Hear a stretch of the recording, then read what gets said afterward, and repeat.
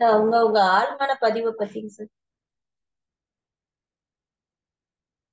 அவங்க அவங்க யோசிக்கிற சிந்தனையை பத்திங்க சார். சவுண்ட் கேட்கலைங்க சார்.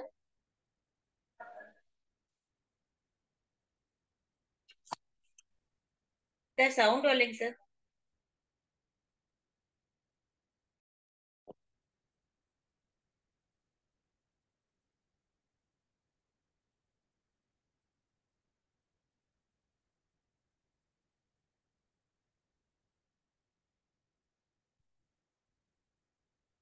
இப்ப ஆடியோ கேக்குதுங்களா? இப்ப கிளியரா இருக்கா? கேமா கேக்குதா? ஓகே. ஓகே. இப்போ மனிதன் அப்படின்னாலே வந்து நம்ம யார் அப்படிங்கிறது வந்து ஃபர்ஸ்ட் ஆஃப் ஆல் நம்ம வந்து புரிஞ்சுக்கணும். நம்ம அது வந்து சரியான முறையில நம்ம புரிந்து வைத்திருக்கிறோமா அப்படின்னா அது வந்து உண்மையில கேள்வி.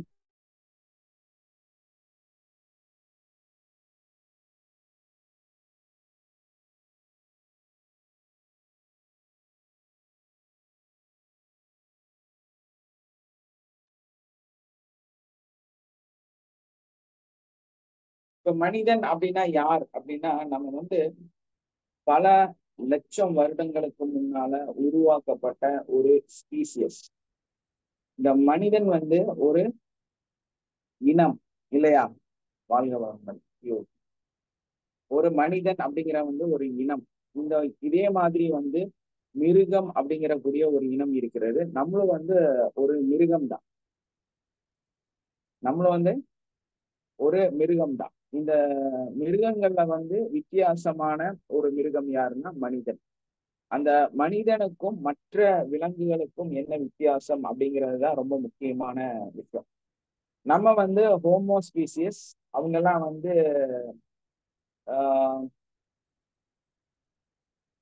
ஜீனஸ் பிளஸ் வந்து அவங்க வந்து ஸ்பேசியஸ் அப்படின்னு சொல்றாங்க. ஸோ இந்த மாதிரி இருக்கக்கூடிய அந்த மிருகங்களுக்கும் மனிதனுக்கும் ரெண்டு விதமான வித்தியாசம் இருக்கு. என்னன்னா நம்ம மனிதன் அப்படிங்கிறவனுக்கு மட்டும்தான் கலாச்சாரம் அப்படிங்கிற ஒரு பெரிய பரிணாம மாற்றத்தை வந்து நம்ம அடைந்திருக்கிறோம். மனிதன் மட்டும்தான் நமக்குண்டான வரலாற்றை உருவாக்கியவர்களாக நம்ம இருக்கிறோம். மிருகங்களுக்கு வந்து ஒரு வரலாறு வந்து கிடையாது. ஆனால் மனிதனுக்கு வந்து ஒரு மிகப்பெரிய வரலாறு வந்து இந்த உலகத்துல நம்ம படைத்திருக்கிறோம். அது எப்படி அப்படி நம்ம பார்க்கும் பொழுது பலவிதமான இனங்களை கொண்டதுதான் மனிதன். மனிதனுக்கும் வந்து நிறைய இனம் இருந்துச்சு. அப்போ அதெல்லாம் எங்களுக்கு தெரியும் சார். ஆக்சுவலா அப்படின்னா என்னெல்லாம் இனங்க மனிதன்?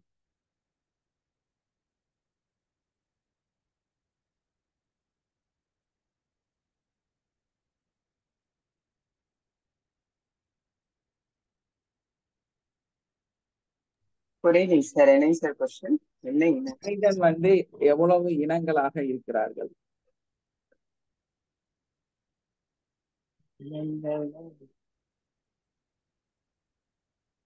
சார் அவங்க வாழ்ற வாழ்க்கையை வச்சு ஒவ்வொரு இனமா பிரிச்சுக்கினாங்க சார். அந்த வாழ்க்கைக்கு ஏற்றபடி, தொழிலுக்கு ஏற்றபடி அந்த மாதிரி இனங்கள் சார். யாரெல்லாம் அது? நெக்ஸ்ட் வந்து அவங்களுடைய என்னங்க சார்? இனம் அப்படின்னா இந்து, முஸ்லிம், கிறிஸ்டின், அதுவும் புத்தர், அந்த மாதிரி சீக்கியர் இல்லையா? ஆமாங்க சார். ஆக்சுவலா இது எல்லாமே வந்து மனிதனால் உருவாக்கப்பட்ட ஒரு கற்பனை. ஆனா மனிதனுக்குன்னு ஒரு இனம் இருக்குது. ஆதி மனிதன் அப்படிங்கிறது வந்து நியோட்டஸ், ஹோமோஆர்டஸ், ஹோமோஸ்பேசியஸ், இது மாதிரி வந்து ஒரு 7 வகையான இனங்கள் இருக்கு. அதுதான் வந்து மனிதனோட உண்மையான இனம். நம்ம வந்து ஹோமோஸ்பேசியஸ். இன்னைக்கு இருக்கக்கூடிய இந்த மனிதன் வந்து ஹோமோஸ்பேசியஸ். அப்போ இந்த மனிதர்கள் வந்து வரலாற்றை உருவாக்கிய அந்த கலாச்சாரத்தை உருவாக்கும் பொழுது இந்த மனிதன் வந்து தன்னுடைய மூளை அப்படிங்கிற ஒரு விஷயத்த உருவாக்க ஆரம்பிக்கும் பொழுது, அது உருவான பொழுது அந்த மூளை அப்படிங்கிறதுல வந்து நமக்கு கிடைத்த ஒரே விஷயம் என்னன்னா அது வந்து முழுக்க முழுக்க நம்மளுடைய சிந்தனைகள், தாட்ஸ். ஸோ அந்த சிந்தனையும் தாட்ஸும் மூளையில உருவாக ஆரம்பிக்கும் பொழுதுதான் இந்த மனித குலம் வந்து வளர ஆரம்பிக்குது. அந்த மாதிரி வளரும் பொழுதுதான் மனிதன் வந்து 2 கால்ல நடக்க ஆரம்பிக்கிறான். அதே டைம்ல அந்த 2 கால்ல நடக்கும்போது 2 கைகள் ஃப்ரீயாக மாறுகிறது.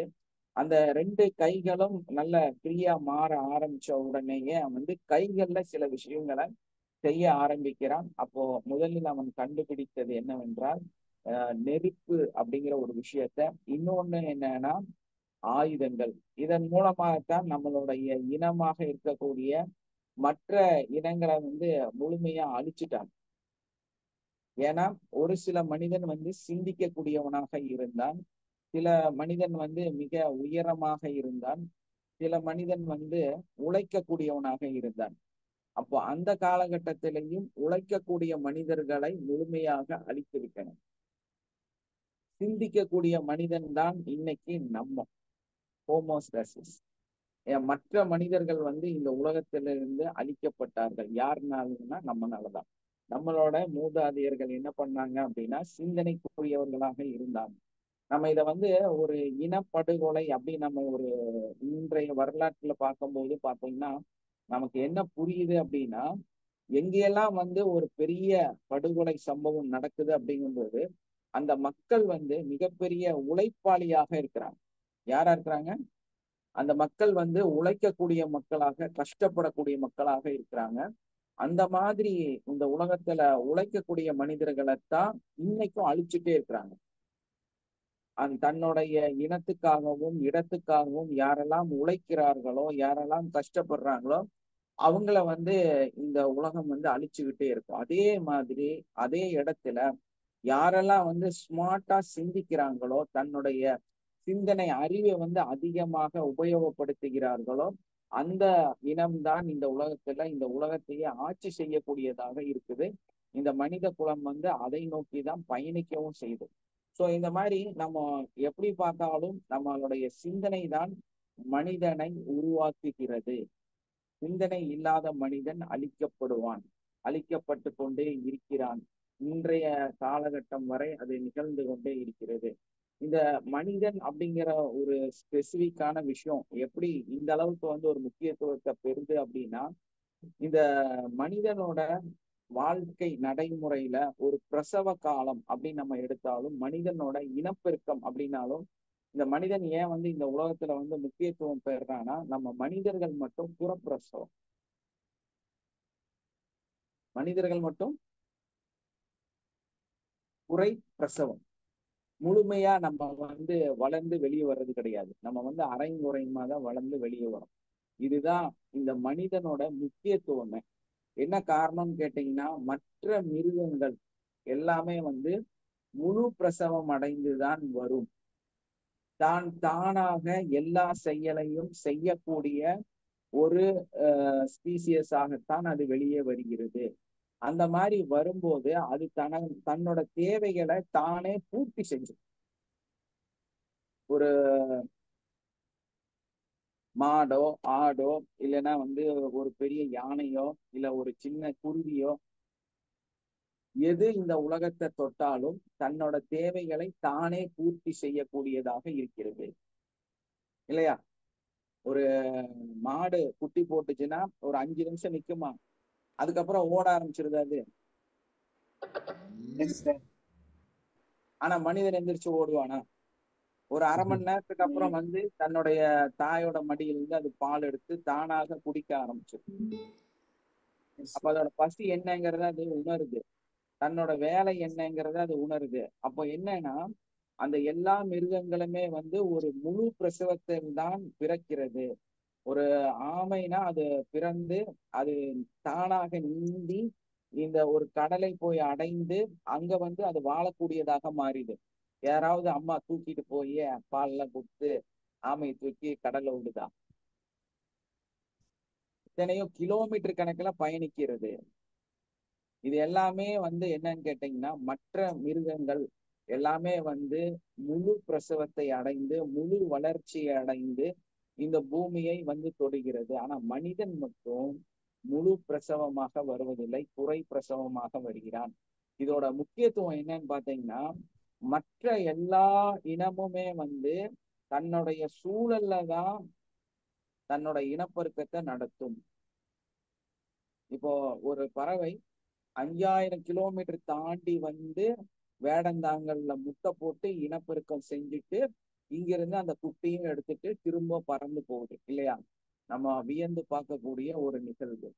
இது மனிதனையே மாற்றி காண்பிக்கக்கூடிய ஒரு பிம்பம். இதை நம்ம புரிஞ்சுக்கலாம். அதே மாதிரி பாத்தீங்கன்னா, தனக்கு எல்லா சாதகமான சூழ்நிலை இருந்தால் மட்டும்தான் தன்னுடைய பிரசவத்தை செய்து கொள்ளும். எல்லா இனமும் வந்து அண்டார்டிகால போய் குழந்தை பெற முடியாது.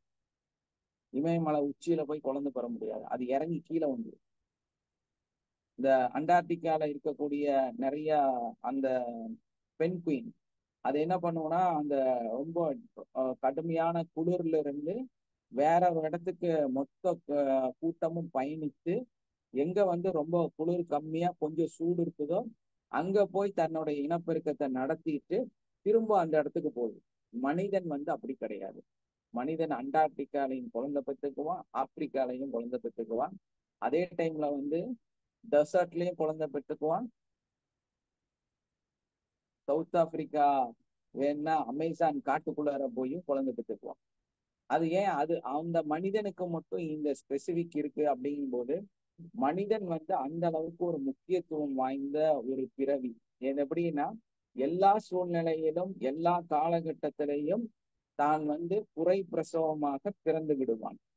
அப்போ குறை பிரசவமா வெளியே வந்து தன்னை போற்றி பாதுகாக்கக்கூடிய தன்னுடைய தாய் தகப்பனுடைய அரவணைப்புல அதுக்கு அடுத்த கொஞ்ச காலகட்டம் வாழக்கூடியவனாக இருக்கிறான். சோ அதனாலதான் அந்த பரிணாம வளர்ச்சியில வந்து பகுதி காலம் நம்ம போற்றி வளர்த்தக்கூடிய அந்த குழந்தைகளாக இருக்கிறனால முழு வளர்ச்சி இல்லாத மனிதனாக பிறப்பதன் மூலமாக இந்த மனிதன் எல்லா சூழ்நிலையிலும் பிறக்கக்கூடியவனாக இருக்கிறான். அதுதான் நாம் புரியுதுங்களா? இப்போ இதுல நம்ம ரொம்ப முக்கியமா இன்றைய காலகட்டத்துல நம்ம பார்க்கக்கூடிய ரொம்பவுமே வந்து ஸ்பெசிபிக்கான நம்மளோட வளர்ச்சி மனிதனோட இனம் எப்படி இருந்துச்சு அப்படிங்கிறத வந்து நம்ம பார்த்துக்கிட்டே வரும் பொழுது நமக்கு தெளிவா புரியுது. மனிதன் வந்து எல்லா சூழ்நிலையிலும் வளரக்கூடியவனாக இருக்கிறான். இனம் சார்ந்து தன்னை பற்றி தன்னை உணரக்கூடிய மனிதர்களோட கூட்டமா வாழக்கூடியவனாக இருக்கிறான். அதே மாதிரி பாத்தீங்கன்னா, இப்ப எப்படி மனிதன் வந்து ஒரு முக்கியத்துவத்தை அடைகிறாங்க அப்படின்னா, ஆஹ் அந்த முந்தைய காலகட்டத்துல சில மனிதர்கள் வந்து அழிக்கப்பட்டார்கள், இனங்கள் வந்து அழிக்கப்பட்டது அப்படிங்கும்போது எதனால அழிக்கப்பட்டாங்க அப்படிங்கும்போது தனக்கு புரியல. தன்னோட வளர்ச்சியில தன்னோட சிந்தனையில கண்டுபிடிக்கப்பட்ட நெருப்பையோ அல்லது ஆயுதத்தையோ உருவாக்கின மனிதனுக்கு தன்னை புரிந்து கொள்ள முடியாத இனங்களை அழித்து விட்டார். அதனாலதான் வந்து அந்த உழைக்கக்கூடிய சில இனங்களை மனிதன்ல வந்து ஒரு 7 விதமான இனங்கள் இருந்திருக்கு. அவங்களை எல்லாத்தையும் அழிச்சிட்டு இன்னைக்கு ஒரே இனம் இருக்கிறதுக்கு காரணம் என்னன்னு பாத்தீங்கன்னா, அந்த உழைக்கக்கூடிய மனிதர்களுக்கு மொழி தெரியவில்லை. அவர்கள் சொல்வது அவர்கள் செய்வது இந்த மனிதனால் உணர முடியவில்லை. அந்த மாதிரி ஒரு உணர்வு பூர்வமான விஷயங்கள் அவங்களுக்குள்ள பாண்டிங் வராதனால மனிதன் என்ன பண்ணான்னா மற்ற மனிதர்களை முழுமையா அழிச்சிட்டாங்க. அதனாலதான் ரொம்ப உயரமான மனிதன் அழிக்கப்பட்டான், உழைக்கக்கூடிய மனிதன் வந்து அழிக்கப்பட்டான். நீங்க சவுத் ஆப்பிரிக்கால போய் பாத்தீங்கன்னா நல்ல ஹைட்டான மனுஷங்களா இருக்காங்க. அந்த மனிதர்கள் என்ன அவங்களோட ஸ்பெசிபிகேஷன்னா உலகத்திலேயே வெரி ஸ்ட்ராங் பர்சன்ஸ். இந்த உலகத்திலேயே வந்து மனிதன்ல இன்றைக்கு வாழக்கூடிய மனிதர்கள்ல மிகப்பெரிய பலசாலி யாருன்னு கேட்டா அந்த சவுத் ஆப்பிரிக்கன்ஸ் தான். ஆப்பிரிக்கன்ஸ் தான் இருக்கலையே ரொம்ப பலமான உயரமான அகலமான மிகப்பெரிய சக்தி வாய்ந்த மனிதனாக இன்னைக்கு நம்ம கண்ணு முன்னாடி இருக்கக்கூடியவங்க. அவர்கள் அந்த இனம்தான் அழிக்கப்பட்டது. ஏன்னா அவங்களோட மொழி இந்த மனிதனால் உணர முடியல, இந்த மனிதனுடைய மொழிகள் அவங்களுக்கு புரியல. ஸோ அந்த தன்னுடைய மொழிகளை உணர முடியாத சூழ்நிலை வரும்போது தன்னை உணராத மனிதர்கள் எல்லாத்தையுமே வந்து அழிச்சிட்டாங்க. ஸோ அந்த அடிப்படையில தான் மனித குலம் வந்து மாற்றத்தை ஏற்படுத்துது. இன்னைக்கும் அதுதான் நடந்துட்டே இருக்குது. இனப்படுகொலை அதெல்லாம் நடக்குது. என்ன காரணம் அப்படின்னா, இந்த உழைக்கக்கூடிய மனிதர்களை அழிக்கக்கூடியவர்களாக இருக்கிறாங்க. யாரெல்லாம் வந்து ஸ்மார்ட்டா திங்க் பண்ணி ஸ்மார்ட்டா தன்னோட சிந்தனையை வந்து அதிகப்படுத்துறாங்களோ அவங்கெல்லாம் வந்து உச்சத்தை அடையக்கூடியவர்களாக இருக்கிறாங்க. அந்த மேன்மையை அடையக்கூடிய மேன்மக்களாக மாறுறாங்க. இதனாலதான் இன்னும் இனப்படுகொலை நடந்துகிட்டே இருக்குது. அப்ப இந்த மனிதனோட மனநிலை எப்படின்னா, தன்னை புரிந்து கொள்ளக்கூடியவர்கள் யாரெல்லாம் இருக்கிறாங்களோ, தன்னை சார்ந்த நபர்கள் யாரெல்லாம் இருக்கிறார்களோ அப்படின்னு நினைக்கிறானோ, தன்னுடைய மனசுக்கு அந்த உணர்வுக்கு யார் வந்து சக்தி கொடுக்கக்கூடியவர்களாக தன்னோடு இணைந்திருக்கிறார்களோ அவர்களை அவர்களுடைய நபர்களாக சிந்திக்கக்கூடியவனாக இருக்கிறான். அதனாலதான் மனிதன் வந்து கூட்டமா இருக்கான். தன்னை சார்ந்தவராக நினைக்கக்கூடியவனாக இருப்பதனாலதான் கூட்டமா இருக்கிறாங்க. அந்த கூட்டமா இருக்கிறனாலதான் அந்த கூட்டமாகவே மனிதர்கள் இந்த உலகத்துல வாழ்ந்துட்டு இருக்கிறாங்க. அதனாலதான் அவங்கள வந்து ட்ரஸ்ட் பண்றாங்க. மத்த மனிதர்களை அவங்க வந்து நம்புறதே கிடையாது.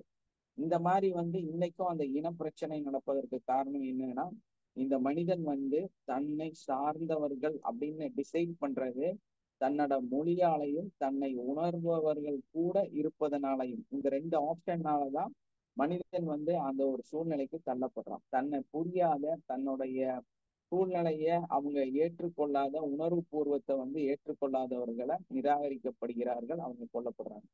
அதே மாதிரி இந்த மனுஷனோட முக்கியத்துவம் என்ன அப்படின்னா, உணவு சங்கிலியில ஒரு உச்சத்தை அடைகிறது.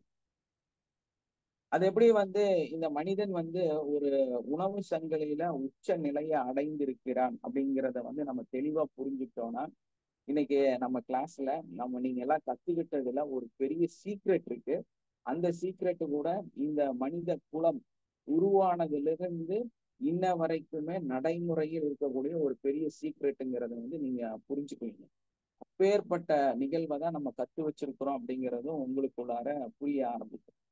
அந்த மாதிரி ஒரு அற்புதமான நிகழ்வு தான் இந்த மனிதனோட உணவு சங்கிலி மெத்தடுன்னு சொல்லலாம். அந்த உணவு சங்கிலியின் மூலமாக உருவான விஷயம்னு சொல்லலாம். அப்ப அந்த மாதிரி நம்ம பார்க்கும் பொழுது இந்த சிங்கம், புலி அந்த மாதிரி இருக்கக்கூடிய இதெல்லாம் வந்து உணவு சங்கிலியில வந்து ஒரு முழுமையான உணவு சங்கிலிக்குள்ளார போயிருச்சா, ஒரு உச்சத்தை அடைஞ்சிருச்சா அப்படின்னா நிச்சயமாக இல்லைன்னு தான் சொல்ல முடியும். என்ன காரணம்னா, பல ஆயிரம் வருடங்கள், ஒரு 30,000 வருடங்கள் வந்து 70,000 வருடங்களுக்கு முன்னாடிதான் அவ்வளவு காலம் எடுத்துதான் ஒரு சிங்கம், புலியெல்லாம் வந்து தன்னுடைய உணவு சங்கிலியை ஒருநிலைப்படுத்த ஒரே விதமாக மாற்றி ஒரே இனமாக மாற்றியது. ஆனா இந்த மனிதன் வந்து அப்படி கிடையாது. ரொம்ப கம்மி வருஷத்துல உணவோட உச்ச நிலையை அடைஞ்சிட்டான். இந்த உணவு சங்கிலியோட உச்ச நிலையை அடைஞ்சிட்டாங்க. அந்த சிங்கம், புலியெல்லாம் வந்து முழுமையா தன்னோட உணவு சங்கிலியை முழுமைப்படுத்தும் பொழுது பல ஆயிரம் ஆண்டுகள் கடந்து அதோட உணவு சங்கிலியை முழுமை செய்யும் பொழுது அந்த உச்சத்தை அடையும் போது இந்த உலகத்துல இருக்கிற எல்லா உயிரினமும் எல்லா விலங்குகளும் தன்னுடைய காட்டுக்குள் இருக்கக்கூடிய அத்தனை மிருகங்களும் தன்னுடைய முழு உணவு சங்கிலியையும் நிறைவேற்றிடுச்சு. ஆனா அதனால வந்து முழுமையான ஒரு ஹை லெவல் உணவு சங்கிலியை வந்து பெற முடியல. அது எப்படின்னு கேட்டீங்கன்னா, ஒரு சிங்கம் நினைச்சா காட்டுல இருக்கிற அத்தனை மானையும் கொல்ல முடியாது, அத்தனை ஆட்டையும் திங்க முடியாது. ஒரு சிங்கம் நினைச்சா ஒரு காட்டை அழிக்க முடியாது.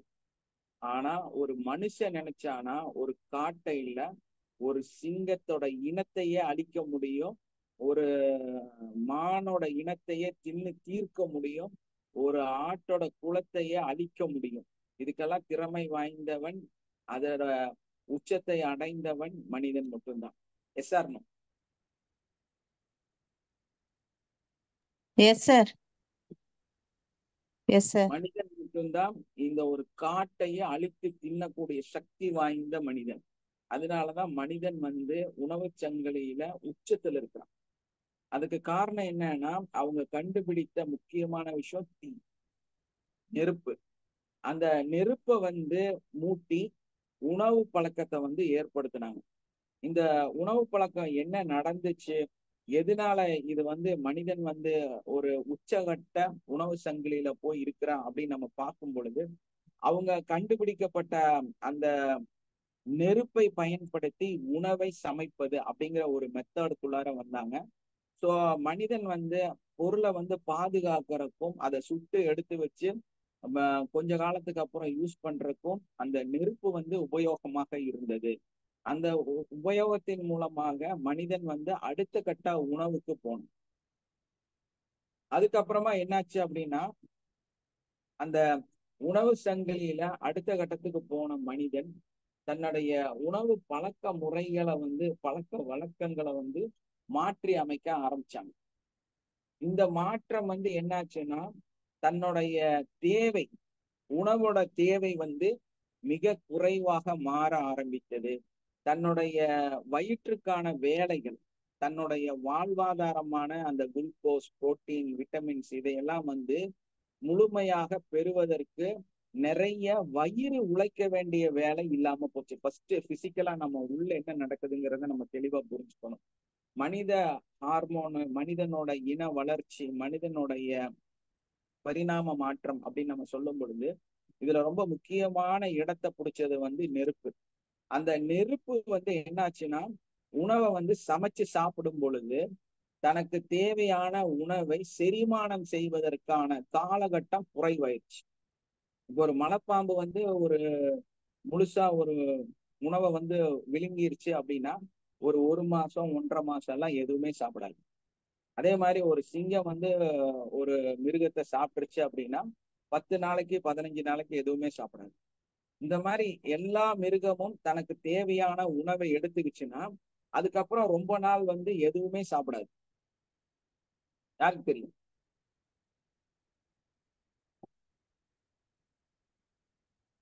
அது சும்மா அசை போட்டுக்கிட்டே இருக்கும், ஆனா வந்து உணவு எடுத்துக்காது. எஸ் சார், ஆமாங்க சார், படிச்சிருக்கேன் சார், கேட்டிருக்கோம் சார். ஏன்னா பச்சையா அந்த கிரீனிஷ் இல்லாத ஒரு முழு உருவத்தை வந்து முழுங்கிருச்சு அப்படின்னா கொஞ்ச காலத்துக்கு அது எந்த உணவும் எடுக்காம வாழக்கூடியதாக இருந்தது. மனிதனும் அப்படிதான் இருந்தான். அப்ப என்னாச்சுன்னா, மனிதன் வந்து அந்த பரிணாம வளர்ச்சியில அந்த தன்னுடைய அதே நிலையில வந்து ஒரு உணவை எடுத்துக்கும் பொழுது அந்த பச்சையா கறியை சாப்பிடும் பொழுது அதை வந்து டைஜஷன் பண்றதுக்கு ரொம்ப நாள் ஆச்சு. செரிமானத்துக்கான காலகட்டம் வந்து ரொம்ப நாள் ஆச்சு. அதே வந்து பரிணாம வளர்ச்சியில நெருப்பு கண்டுபிடிக்கப்பட்ட பொழுது அந்த உணவு வந்து குக் பண்ணி சாப்பிட ஆரம்பிச்சாங்க. சமைத்து சாப்பிடும் பொழுது அந்த கறி வந்து ஈஸியா சமைச்சு அதை வந்து சாப்பிடும் பொழுது செரிமான அளவு வந்து குறைய ஆரம்பிச்சு. உடம்புல முக்கியமான வேலையில என்ன வேலை மிச்சமாச்சுங்க? செரிமானம் தேவையில்லாத ஒரு விஷயமாக மாற ஆரம்பித்தது. ஏன்னா ஃபுல்லா குக் பண்ணி சாப்பிட ஆரம்பிச்சாங்க. அந்த மாதிரி ஃபுல்லா குக் பண்ணி சாப்பிட ஆரம்பிச்சப்போ நம்மளுடைய உணவுகளோட தேவைகள் வந்து குறைவாகவும் அதே டைம்ல அது சாஃப்டாவும் மாறிடுச்சு. மனுஷன் வந்து தன்னோட செரிமானத்துக்கான நேரத்தை ஒதுக்க வேண்டிய சூழ்நிலை வந்து அவங்களுக்கு இல்லாம ஆயிடுச்சு. சோ அந்த உடல் வந்து என்ன மாற்றமாக மாறியது, பரிணாம வளர்ச்சிக்குள்ளார போச்சு அப்படின்னா, வயிறோட வேலை கம்மியாச்சு, மூளையோட வேலை அதிகமாச்சு. மனுஷன் எப்படி வளர்றான்? வயரோட வேலை வந்து ரொம்பவுமே குறைந்து விட்டது. அப்போ தன்னைத்தானாக மனிதன் சிந்திக்க ஆரம்பித்து விட்டான். மனிதன் சிந்திக்கும் பொழுதுதான் அவன் தன்னுடைய அடுத்த கட்ட பரிணாம வளர்ச்சிக்குள்ளார பயணிக்க ஆரம்பிக்கிறான். புது விஷயங்களை நிறைய கண்டுபிடிக்கிறான். மனிதர்கள் என்ன பண்றாங்க? புது புது விஷயங்களை வந்து சிந்திக்கிறாங்க. மனிதனோட மூளை அப்படிங்கிற ஒரு விஷயம் வளர ஆரம்பிக்குது, நிறைய சிந்தனையை வந்து கொடுக்க ஆரம்பிக்கிறது. இந்த சிந்தனை இல்லாத மனிதன் தான் பரிணாம வளர்ச்சியிலும் வளராதவன். இன்னைக்கும் சிந்தனை இல்லாதவர்கள் தான் வளராதவர்கள், இல்லையா? ஒரு கிராமத்துல இருக்கிறவங்க வந்து நிறைய சிந்திக்க மாட்டாங்க. சோ அவங்க வந்து பொதுவா வளர மாட்டாங்க. அவங்க ஒரே சூழ்நிலையில வந்து ஒரே சூழ்நிலையில மரணிச்சிருவாங்க. பட் அதே டைம்ல ஒரு சிட்டியில இருக்கக்கூடியவங்க வந்து நிறைய சிந்திக்கிறாங்க. ஸோ நிறைய சிந்திக்கிறனால அவங்க வாழ்க்கையில் நிறைய விஷயம் என்னென்னமோ பண்றாங்க. அவன் என்ன பண்றான்னு நமக்கே புரிய மாட்டேங்குது. அந்த அளவுக்கு வந்து பண்ணக்கூடியவர்களாக இருக்கிறாங்க. இதுக்கெல்லாம் முழு காரணம் என்ன அப்படின்னா, தனக்கு தேவையான உணவை எடுத்துட்டு அதிக நேரம் சும்மா இருக்கிறது. ஆனா மனுஷன் சாப்பிட்றதுக்கே டைம் இல்லாம சாப்பிட்டுட்டு தன்னோட செரிமான அளவை கண்ட்ரோலா வச்சுக்கிறாங்க. யாரெல்லாம் வச்சுக்கிறாங்களோ அவங்கெல்லாம் வந்து இந்த பரிணாம வளர்ச்சியை மேற்கொள்ள முடியும். அதுதான் வந்து மனிதனோட வளர்ச்சிக்கும் பின்னால அப்படிதான் அமைந்திருக்குது. அதனால வந்து மனுஷன் வந்து தன்னோட பரிணாம வளர்ச்சியில உணவை வந்து முழுமையா சமைச்சு அந்த சரிசமமான உணவை உள்ள கொடுக்க ஆரம்பிச்சப்போ மனிதன் வந்து நிறைய விஷயத்த சிந்திக்க ஆரம்பிச்சான்.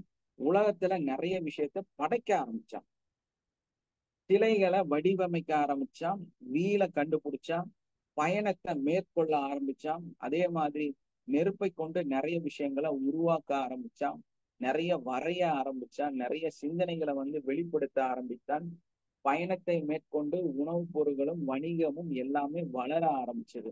இப்படிதான் இந்த இனம் வந்து மனிதன் வந்து மனிதனாக மாற ஆரம்பித்தான். இந்த மனிதன் வந்து மனிதனாக மாற ஆரம்பிக்கிறதுக்கு தனக்குள்ள நிகழ்ந்த மிகப்பெரிய நிகழ்வே என்ன அப்படின்னா தன்னுடைய சிந்தனை, இல்லையா?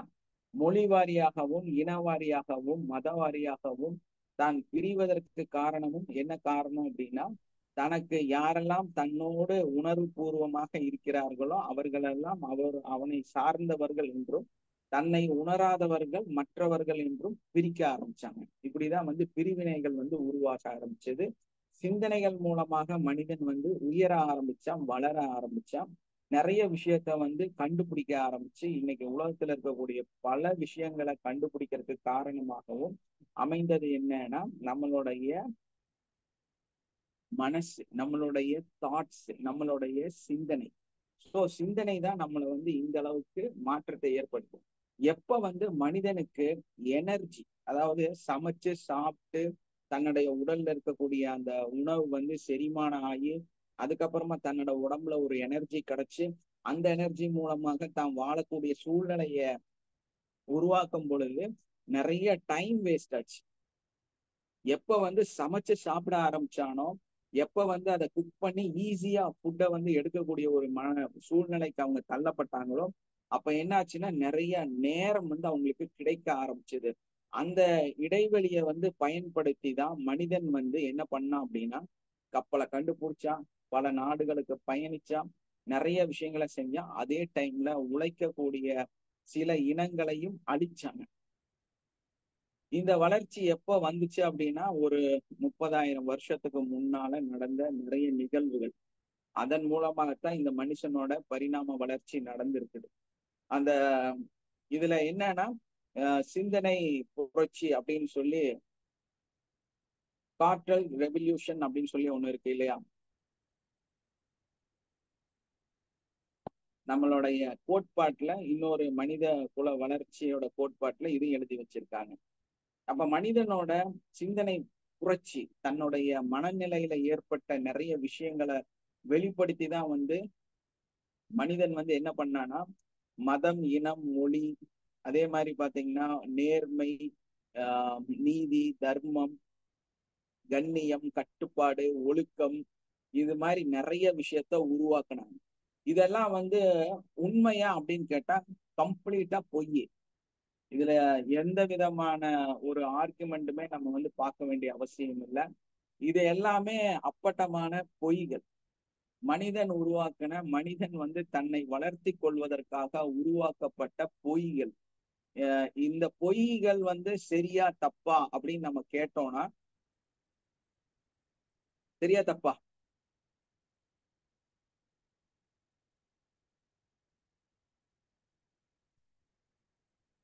யாரா சொல்ல முடியுமா?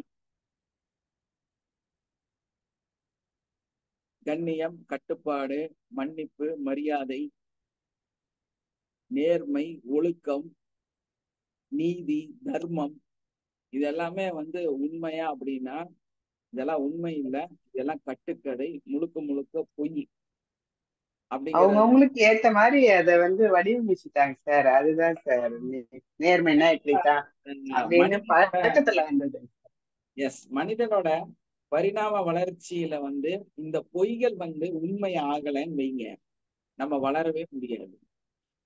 மனுஷன் வந்து மனுஷனாவே மாற முடியாது. இந்த பட்டமான பொய்கள் தான் அமர்ந்து மனிதனை மனிதனாக உருவாக்கிறது. இந்த பொய்கள் வந்து இல்ல அப்படி உண்மை அப்படின்னா நம்ம எப்படி தெரியுமா சிந்திக்கணும்? ஆடை வந்து ஆடு, மாடு, அது வந்து பூனை, புலி, சிங்கம், அப்படிதான் நம்ம மைண்ட் போகும். ஏன்னா ஒரு விஷயத்த நம்ம பார்த்து ரியலைஸ் பண்ணி அததான் வந்து நான் நம்புவேங்கிற ஒரு மனநிலையில இருந்தா நம்ம வளர முடியுமா? நம்மளோட சிந்தனை, கனவுகள், கற்பனை, இதுதான் வந்து மனிதனை வளர்த்தியது. இந்த கற்பனை உருவாக்கத்தில், இந்த கற்பனை உலகத்தில் உருவாக்கப்பட்டதுதான் இந்த மதம், இனம், மொழி, அதே மாதிரி வந்து நேர்மை, நீதி, தர்மம், ஒழுக்கம், கண்ணியம், கட்டுப்பாடு, இந்த மாதிரி பல விஷயங்கள் இருக்குது. இதையெல்லாம் உருவாக்குனது வந்து முழுக்க முழுக்க மனிதனுடைய கற்பனை சிந்தனை. ஏன்னா எல்லாமே நான் பார்த்து ப்ரூவ் பண்ணி தான் நடத்துவேன்னு சொன்னா இந்த உலகத்துல அது சாத்தியமே இல்லை. திரும்ப நம்ம என்னவா மாறிடுவோம்? ஆதி மனுஷனா தான் இருக்க முடியும். ஆனா இந்த அப்பட்டமான பொய்யை உண்மையாக நம்பியதன் காரணமா தான் இந்த உலகம் அடுத்த நிலைக்கு பயணிக்க ஆரம்பிச்சது. இந்த அப்பட்டமான பொய்ய நம்ம நம்பணும். சோ மனிதன் வந்து இந்த விஷயத்த நம்ப ஆரம்பிச்ச பொழுதுதான் மனிதன் மனிதனாக மாற ஆரம்பித்தான். ஏன்னா அப்பதான் அவனுக்கு உணர்வுகள் வர ஆரம்பிச்சது. உணர்வு பூர்வமான விஷயங்களை வந்து மனிதன் செய்ய ஆரம்பிச்சான். உணர்வுகளுக்கு மதிப்பு கொடுக்க ஆரம்பிச்சான். தன்னோட சிந்தனைகளுக்கு மதிப்பு கொடுக்க ஆரம்பிச்சான். அந்த சிந்தனைகள் வந்து தன்னுடைய வளர்ச்சியை வந்து நிர்ணயிக்க கூடியதாக இருந்துச்சு. அந்த சிந்தனை, அந்த மனநிலை, அந்த தனக்கு ஒழுக்கம் தேவை அப்படிங்கிற அந்த விஷயங்களை, ஒரு கோட்பாடு தேவை, ஒரு நெறி தேவை அப்படிங்கிறத நம்ப ஆரம்பிச்சப்போதான் அத மனிதனுக்கு இடையில் உருவாக்கப்பட்டது. அந்த மாதிரி உருவாக்கப்பட்ட, சித்தரிக்கப்பட்ட கற்பனை கதைகள் எல்லாம் தான் ஒன்றாக சேர்ந்து இந்த மனித குலம் மனிதனாக மாறி இன்னைக்கு ஒரு நெறியில வாழ்றக்கூடிய அந்த சூழ்நிலையை வந்து நமக்கு கொடுத்துருக்குது. அப்ப இதெல்லாம் வந்து ரியாலிட்டியா அப்படி நம்ம பார்க்கும் பொழுது அதெல்லாம் வந்து ரியாலிட்டி கிடையாது. அதெல்லாமே வந்து மனிதனோட கற்பனை, மனிதனுக்கு உருவாக்கப்பட்ட நிறைய விஷயத்த நமக்கு கொடுத்தனாலதான், அதை நம்ப ஆரம்பிச்சனாலதான் அந்த கற்பனைகள்லாம் வந்து ஒன்று சேர்ந்து இன்னைக்கு ஒரு ஒழுக்க முறைகளை வந்து ஒரு மனுஷனுக்கு தகுந்த மாதிரி, ஒரு சூழ்நிலைக்கு தகுந்த மாதிரி, அவர்களுக்கு மொழிகளுக்கு தகுந்த மாதிரி அவங்க வந்து நிறைய கோட்பாடுகளை விட்டு மனிதன் மனிதனாக கட்டுப்பாட்டோட வாழ ஆரம்பிக்கிறான் இல்லையா? ஆமாங்க ஐயா, இததான் உண்மை உடைக்கிறீங்க ஐயா நீங்க. என்னால ஏத்துக்கவே முடியல. இல்ல, ஜீரணிக்க முடியலன்னு வச்சுக்கல. இப்படி எல்லாம் சொல்லி சொல்லி நம்மளை நம்ப வச்சுட்டாங்க. எஸ், உண்மையா இருக்கணும், நேர்மையா இருக்கணும் அப்படின்னு. அப்படி எல்லாம் இல்ல. அது ஓகே, அது இருந்தாதான் நம்ம மனிதர். அதனாலதான் மனிதனை மனிதனாக மாற்றுவதற்காக உருவாக்கப்பட்டது. அப்ப இந்த மதம் வேணுமா அப்படின்னா கண்டிப்பா வேணும். பொய்கள் நம்ப வேணும்னா நம்பித்தான் ஆகணும். ஒழுக்கம்னா அது நம்பித்தான் ஆகணும். அந்த நெறினா நம்பித்தான் ஆகணும். வேற வழியே கிடையாது.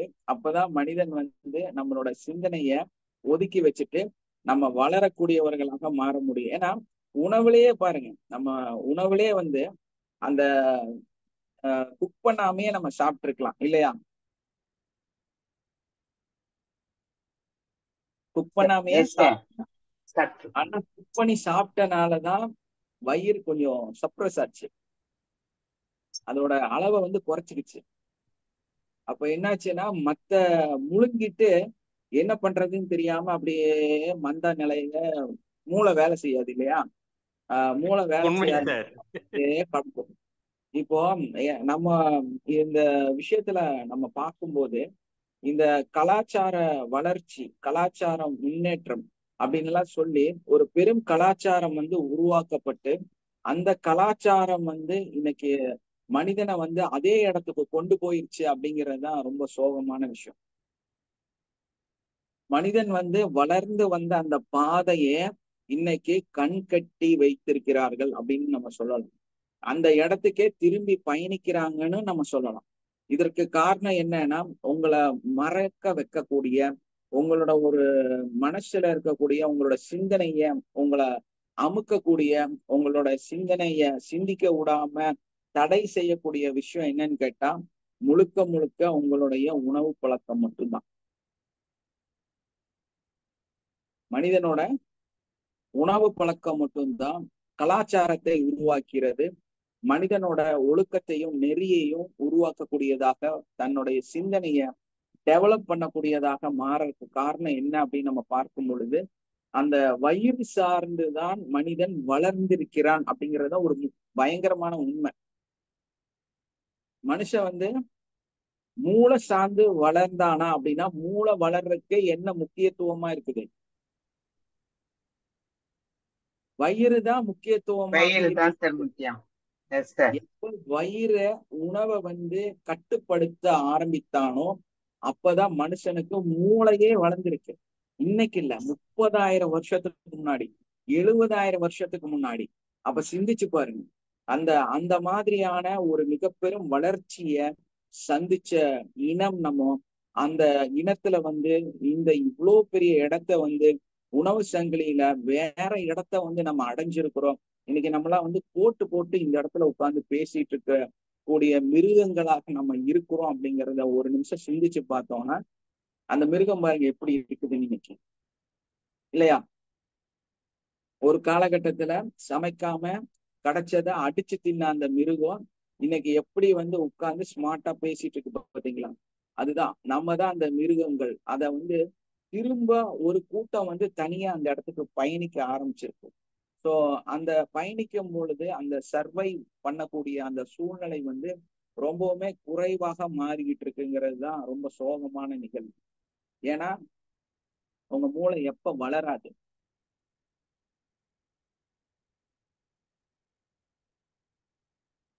உங்க மூளை எப்பங்க வளராது? நம்ம அதிகமா சாப்பிடும் பொழுது வளருது. நீங்க அதிகமா சாப்பிடும் பொழுது மூளை வளர்றது கம்மியாயிடும். ஏன்னா உன்னோட இனமே எப்படின்னா, நீ மிருகமாக இருந்து மனிதனாக மாறினதே உணவு கண்ட்ரோல் ஆனதுனாலதான், உணவோட அளவு குறைஞ்சனாலதான்.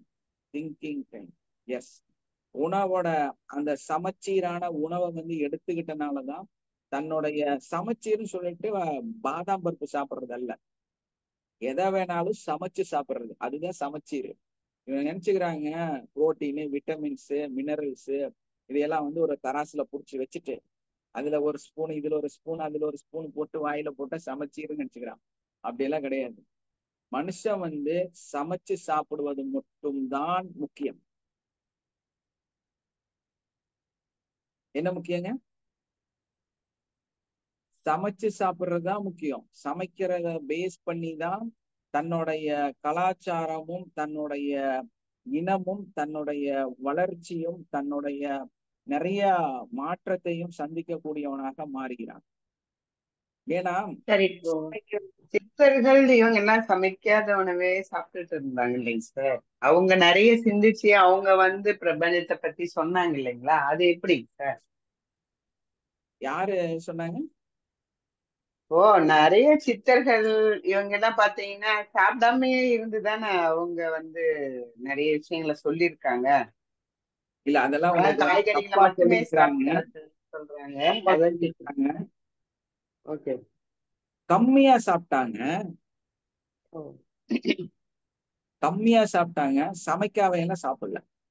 ஏன்னா நம்ம ஆதி மூலர்ல இருந்து எந்த சித்தரை எடுத்தாலும் தன்னோட மனைவியோட வாழ்ந்திருக்கிறாங்க. அதே டைம்ல சமைச்சு சாப்பிட்டதுக்கான நிறைய ஆதாரம் இருக்குது. ஆனா என்ன அப்படின்னா, அந்த உணவோட அளவை ரொம்ப ரொம்ப சுருக்கிட்டாங்க. அந்த மாதிரி ஓகே. ஒரு திராட்சை பழத்துடன் உயிர் வாழ்ந்தார் அப்படின்னு இருக்கு. இருக்குங்க சார். சரி. ஏன்னா என்னோட குருவோட குருவெல்லாம் அவ்வளவுதான் சாப்பிட்டாங்களாமா. அந்த ஒரு பழம் சாப்பிட்டுட்டு ஒரு வாரம் 10 நாள் அந்த மாதிரி எல்லாம் இருந்திருக்கிறாங்க. அப்போ இங்க எந்த இடத்துல நம்ம பார்த்தாலும் இவங்க எல்லாம் என்ன செஞ்சாங்க அப்படின்னா, ரொம்ப கம்மியா கன்சியூம் பண்ணிருக்கிறாங்க. அரிசி சாப்பாடே வாரத்துக்கு ஒரு நாள் கொஞ்சமா குக் பண்ணி அதுக்கு ஒரு சைடு ஏற்படுத்தி அதை கம்மியா எடுத்துக்கிறாங்க. ஒரு நாளைக்கு வந்து ஓகே. 1 நேரம் சாப்பிட்டுக்கிறாங்க. அதே மாதிரி 2 நேரம் சாப்பிட்டுக்கிறாங்க. ஒரு 2 நாள் 3 நாளைக்கு ஒரு டைம் சாப்பிட்டுக்கிறாங்க. வெறும் தண்ணிய நிறைய குடிச்சிருக்கிறாங்க. ஆனா மனிதனோட அந்த எளிமையான உணவு பழக்கம் தான் அவங்களோட சிந்தனையை அதிகப்படுத்தி சார் இதுல. நாயுருவியோடைய விதை இருக்கு இல்லைங்களா, ஆமா அதை குத்தி சாப்பிட்டா 40 நாளைக்கு 50 நாளைக்கு பசிக்காதுன்னு சொல்றாங்களா, அது உண்மைங்களா ஐயா? ஆமா கண்டிப்பாங்க. என்னன்னா நீங்க அந்த சமைக்காத உணவு அப்படிங்கும் போதே வந்து அது செரிமான அளவை வந்து ரொம்ப காலம் எடுக்கும். அங்கதானே பிரச்சனையே. அதிகமான நான்வெஜ் எடுத்து பழைய மனுஷனுக்கு அது என்னன்னு தெரியல. அதனால அவன் அடிக்கடி அதை எடுத்துட்டு ஒண்ணும் முடியாம போய் படுத்துக்குவான். எப்படின்னா இந்த சிங்கம் புலி மாதிரி வாழ்ந்த அந்த காலகட்டம். ஆனா இன்னைக்கு வாழ்ந்தவங்க சித்தர்கள் அப்படின்னு எல்லாம் சொல்லக்கூடியவர்கள்லாம் வந்து பாத்தீங்கன்னா அவங்க எல்லாம் என்ன பண்ணாங்கன்னா கம்மியா ஃபுட்டை வந்து கன்சியூம் பண்ணிட்டு அதிக நேரம் வந்து சும்மாதான் இருந்தாங்க. உழைக்கலாம் இல்ல. அவங்க உழைச்சதெல்லாம் வந்து எங்கன்னு பாத்தீங்கன்னா அவங்களோட சிந்தனை, அவங்களுடைய மனதுல ஏற்படக்கூடிய நிகழ்வுகளை தியானத்துல ஏற்படுத்தினாங்க. உழைச்சாங்களா அப்படின்னா நிச்சயமா உழைக்கல, அமைதியா தான் இருந்தாங்க. அமைதியா இருந்தனாலதான் நிறைய கருத்துக்களை வந்து அவங்களால சொல்ல முடிஞ்சது. நிறைய விஷயங்களை வந்து இந்த மக்களுக்கு கொண்டு வர முடிஞ்சது. அவங்களோட சிந்தனைகளை வந்து மேன்மைப்படுத்த முடிஞ்சது. அதற்கு வந்து அமைதியா இருந்தாங்க, கம்மியா சாப்பிட்டாங்க. நீங்க நிறைய உழைச்சீங்கன்னா நிறைய சாப்பிடணும். நிறைய உழைச்சா நிறைய சாப்பிடலாம், நீங்க தப்பு கிடையாது. ஆனா நீங்க உழைக்காம நிறைய சாப்பிடக்கூடாது. உழைக்கல அதுக்கு அப்படிங்க. மேல வேலைக்கு போக மாட்டேங்கிறீங்க. ஏன் உழைக்க ஐயா, நிறைய கருத்து உடைக்கிறீங்கய்யா. அப்போ நம்ம உழைக்கக்கூடியவர்களாக இருக்கும் பொழுது சிந்தனைகளை வந்து நம்ம அதிகப்படுத்த முடியாது. ஏன்னா உழைக்கக்கூடிய மனிதர்கள் இந்த உலகத்துல அழிக்கப்படுவார்கள். அந்த மாதிரி உழைக்கிறவங்க அதிகமா சிந்திக்க முடியாது. ஏன்னா அவங்க நிறைய உணவு எடுக்கக்கூடியவர்களாக இருப்பாங்க. உழைக்காதவர்கள் நிறைய சிந்திக்கக்கூடியவர்களாக இருப்பாங்க. அவங்க வந்து உணவை வந்து ரொம்ப ரொம்ப கம்மியா எடுத்தா போதுமானது. அந்த எடுக்கக்கூடிய நம்ம பிசிக்கல் அப்படிதான் இருக்கு இல்லையா? பிசிக்கல் பாடி சிஸ்டம் நம்ம பார்க்கும்போதும் அட்வான்ஸ் சயின்ஸ் வந்து அதையே தான் சொல்லுது. நீ நிறைய வேலை செய்யல, உனக்கு வேலை இல்லை, நீ சிந்தனை மட்டும்தான் மூளை மட்டும்தான் உபயோகப்படுத்துறேன்னா நீ கம்மியா சாப்பிடுன்னு சொல்லுது இல்லையா? அதே டைம்ல ஒரு ஹார்ட் ஒர்க் பண்ணவங்க, நிறைய வேலை செய்யக்கூடியவங்க, மீன் பிடிக்க போறாங்க, இல்லைன்னா லோடு இருக்கிறாங்க, நைட் 2 மணிக்கு முழிச்சு உட்கார்ந்து தொழில் செய்யக்கூடியவங்களாக இருக்கிறாங்க. அவங்க மாதிரி இருக்கிறவங்க எப்ப வேணாலும் சாப்பிடலாம். சாப்பிட்டு அவங்களோட எனர்ஜியை வந்து எரித்து கொள்ளக்கூடியவர்களாக இருக்கிறாங்க. எப்ப வந்து எனர்ஜியும் டைமும் மனுஷன் வந்து மிச்சப்படுத்த ஆரம்பித்தானோ அப்போதான் தன்னுடைய மூளையோட வளர்ச்சி பரிணாமம் அதிகமாக மாற ஆரம்பிச்சது. தாட்ஸ் எங்க உருவாகிறது? சக்தியும் நேரமும் அதிகமாக கிடைக்கும் பொழுது நம்ம உடல்ல வந்து எனர்ஜி லெவல் அதிகமாகும், நம்மளோட மூளையோட வளர்ச்சி வந்து அதிகமாக மாறுகிறது. இந்த ஒரு அடிப்படை தான் நமக்கு முக்கியம். இன்னைக்கு ஏன் நான் வந்து இந்த விஷயத்த சொல்றேன் அப்படின்னா, இன்னைக்கு என்ன பண்றாங்க அப்படின்னா எல்லாருமே குண்டு குண்டா இருக்கிறாங்க. அதே மாதிரி தன்னோட உழைப்ப வந்து குறைச்சிட்டு நிறைய சாப்பிடுறாங்க இல்லையா? நைட்டு 12 மணிக்கு சாப்பிடுறது, 2 மணிக்கு சாப்பிடுறது, 3 மணிக்கு சாப்பிடுறது, கோவம் வந்தா சாப்பிடுறது, அழுக வந்தா சாப்பிடுறது, துக்கம் வந்தா சாப்பிடுறது, மொத்தத்துல சாப்பிடுறது. Yes or no? எஸ் செய்யறாங்களா சார், இல்லை? செய்யறாங்க சார். Yes sir. அப்போ இந்த மாதிரி சாப்பாடு சாப்பாடு சாப்பிட்டுட்டே இருந்தா மனிதன் தன்னைத்தானாக தன்னை அறியாமலேயே தன்னுடைய மூதாதையரோட நிலைக்கு தள்ளப்படுவான். இன்னும் கொஞ்சம் காலத்துக்கு அப்புறம் நம்ம சொல்லிட்டு இருக்கிறோம் இல்லையா? நிறைய எல்லாம் மக்கள் வந்து சிந்திக்கக்கூடியவர்களாக இல்லை. நிறைய வந்து டென்ஷன் டென்ஷன் சொல்லி போட்டு நிறைய சாப்பிட்டுட்டே இருக்கிறான். அவன் பாத்தீங்கன்னா பெருசாலாம் சாதிக்க மாட்டான். ஒரு சின்ன ஒரு வட்டத்துக்குள்ளார வாழ ஆரம்பிச்சிருவான். ஒரு சின்ன விஷயத்த சிந்திச்சுட்டு அதே வேலையை திரும்ப திரும்ப செஞ்சுட்டு ஒரே இடத்துல சர்வை பண்ணக்கூடிய மனிதனாக மாறி விடுகிறான். இதற்கு காரணம் என்னன்னா அதிகமான உணவு பழக்கத்தின் காரணம். மன வித்தியாசம் உளைச்சலால நொறுக்கு தீனி மாதிரி சாப்பிட்டுறாங்க. நொறுக்கு தீனி எங்க சார் சாப்பிட்றாங்க? இன்னும் இதெல்லாம் என்ன மோமோஸ் அது இதுன்னு பார்த்தாலே ஒரு மாதிரியா இருக்கு. ஸோ இந்த மாதிரி நிறைய ஃபுட்டு வந்து கன்சியூம் பண்ண ஆரம்பிச்சிருக்கிறாங்க. அந்த மாதிரி நிறைய ஃபுட்டு சாப்பிட்றதுனால கண்டிப்பா அது வந்து ஹெல்த் ப்ராப்ளம் மட்டும் இல்லை, ஹெல்த் ப்ராப்ளம் எல்லாம் ஒரு ப்ராப்ளமே கிடையாதுங்க. அது வந்து திரும்ப அது மார்க்கெட்டிங், அதுக்குள்ள போகாதீங்க. ஹெல்த் இஷ்யூஸ் அப்படிங்கிறதே வந்து ஒரு பிரம்மாண்டமான பொய். அப்படியெல்லாம் ஒன்றும் கிடையாது. நீங்க என்ன தின்னாலும் உங்களுக்கு ஒன்றும் ஆகாது. அதை புரிஞ்சுக்கணும். நீங்க எவ்வளவு குண்டா இருந்தாலும் உங்களுக்கு ஒரு பிரச்சனையே வராது. உங்க பிரச்சனையெல்லாம் எங்க தெரியுமா? உங்களோட மூளை வளர்ச்சி பாதிக்கப்படுகிறது, உங்களோட சிந்தனைகள் பாதிக்கப்படுகிறது. அதுதான் பிரச்சனை. பிரச்சனையே என்னன்னு தெரியாம பிரச்சனைன்னு பேசுறது, அதாவது சாப்பிட்டா குண்டாயிருவீங்க, கொலஸ்ட்ரால் வந்துங்கிறது ஒரு முட்டாள்தனமான கருத்து. ஹெல்த் வந்து பாதிக்கப்படும் சொல்றது பரம முட்டாள்தனம். அது சாப்பிட்றதுனால மனுஷனுக்கு ஒன்றும் ஆகாது. நீங்க ஒரு டேங்க்ல 100 லிட்டர் ஊத்துனீங்கன்னா உங்க டேங்க் ஏதாவது ஆக போதா? இன்னும் 100 கிலோமீட்டர் போக போகுது, அவ்வளவுதான். இதுதான் மனிதனோட இயல்பு. அதையே புரிஞ்சுக்கல நீங்க. உங்க ப்ராப்ளம் என்ன அப்படின்னா, நிறைய சாப்பிட்டா உங்க மூளை வேலை செய்யாது. உங்க மூளை வேலை செய்யலைன்னா பிசிக்கலாவே உங்க உடம்புக்குள்ளார என்ன நடக்கும்? எதுவுமே வேலை செய்யாது. உங்க சரி, மூளை எனக்கு வேலை 2 குழப்பம் செய்யணும். வருதுங்க. ஏன் 2 குழப்பம் வருதுங்க. சாப்பிடுங்கிறீங்களா இல்ல சாப்பிட வேண்டாங்கிறீங்களா? சாப்பிடுனா நிறைய சாப்பிட்டா குண்டாயிடுவோம். சாப்பிடுங்க. உழைப்பு இருந்தா சாப்பிடுங்க, உழைப்பு இல்லைன்னா நீங்க சாப்பிடக்கூடாது. கரெக்டுங்க சார். உழைப்பு இல்லாத மனிதன் தான் இன்னைக்கு நிறைய சாப்பிட்டுட்டு இருக்கிறான். அப்படி சாப்பிட்றதுனால ஹெல்த் இஷ்யூஸ் வரும் அப்படின்னா அது ஒரு பெரிய மார்க்கெட். அது ஒரு பெரிய முட்டாள்தனமான மூடத்தனமான நம்பிக்கை. ஆனா அதே டைம்ல என்ன நடக்குது, சயின்டிபிக்கா என்ன நடக்குது, மனித குலம் எப்படி வந்திருக்குது, மனித இனம் வந்து எப்படி வளர்ந்திருக்கு, உன்னுடைய வரலாறு என்ன சொல்லுது அப்படின்னு பார்க்கும் பொழுது, நீ அதிக உணவு எடுக்கிறதா இருந்தா உன்னோட மூளை வளராது, உன்னோட மூளை சிந்தனைகள் வந்து பாதிக்கப்படும் அப்படிங்கிறது ரியாலிட்டி. என்ன பிரச்சனை? சிந்தனையும் மூளையும் வளரலைன்னா உங்க உடம்பு என்ன ஆகும்?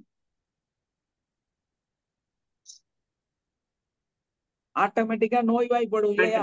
அதனால நம்ம வந்து சாப்பிட்டுட்டே இருந்துட்டு சிந்தனைகள் இல்லைன்னா அதிகமா சாப்பிட்டுட்டு ஒரே செயல இருக்கும் பொழுது நோய்கள் வரதான் சார் செய்யும்.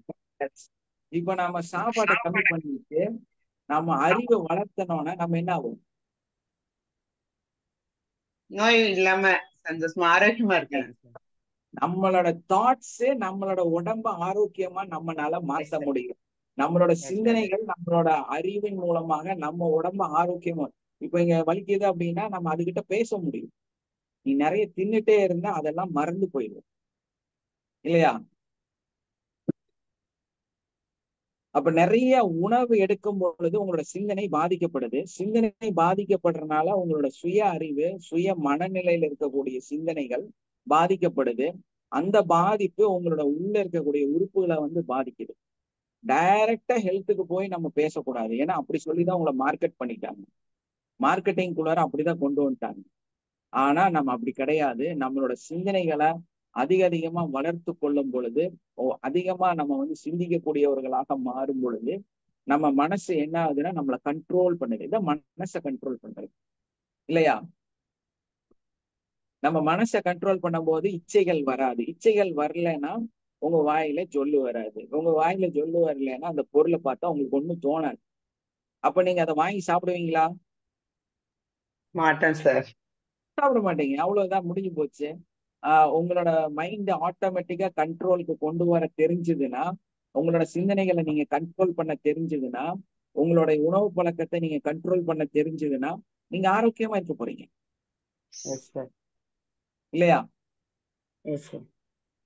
அந்த மனிதனோட வளர்ச்சி எப்படி இருந்ததுன்னே தெரியாம தான் இன்னைக்கு நம்ம என்ன தப்பு பண்ணிட்டு இருக்கிறோம் அப்படின்னா, நிறைய சாப்பிடுறோம். வயிறு முட்டை, நெஞ்சு முட்டை, கழுத்து முட்டை சாப்பிடுறாங்க.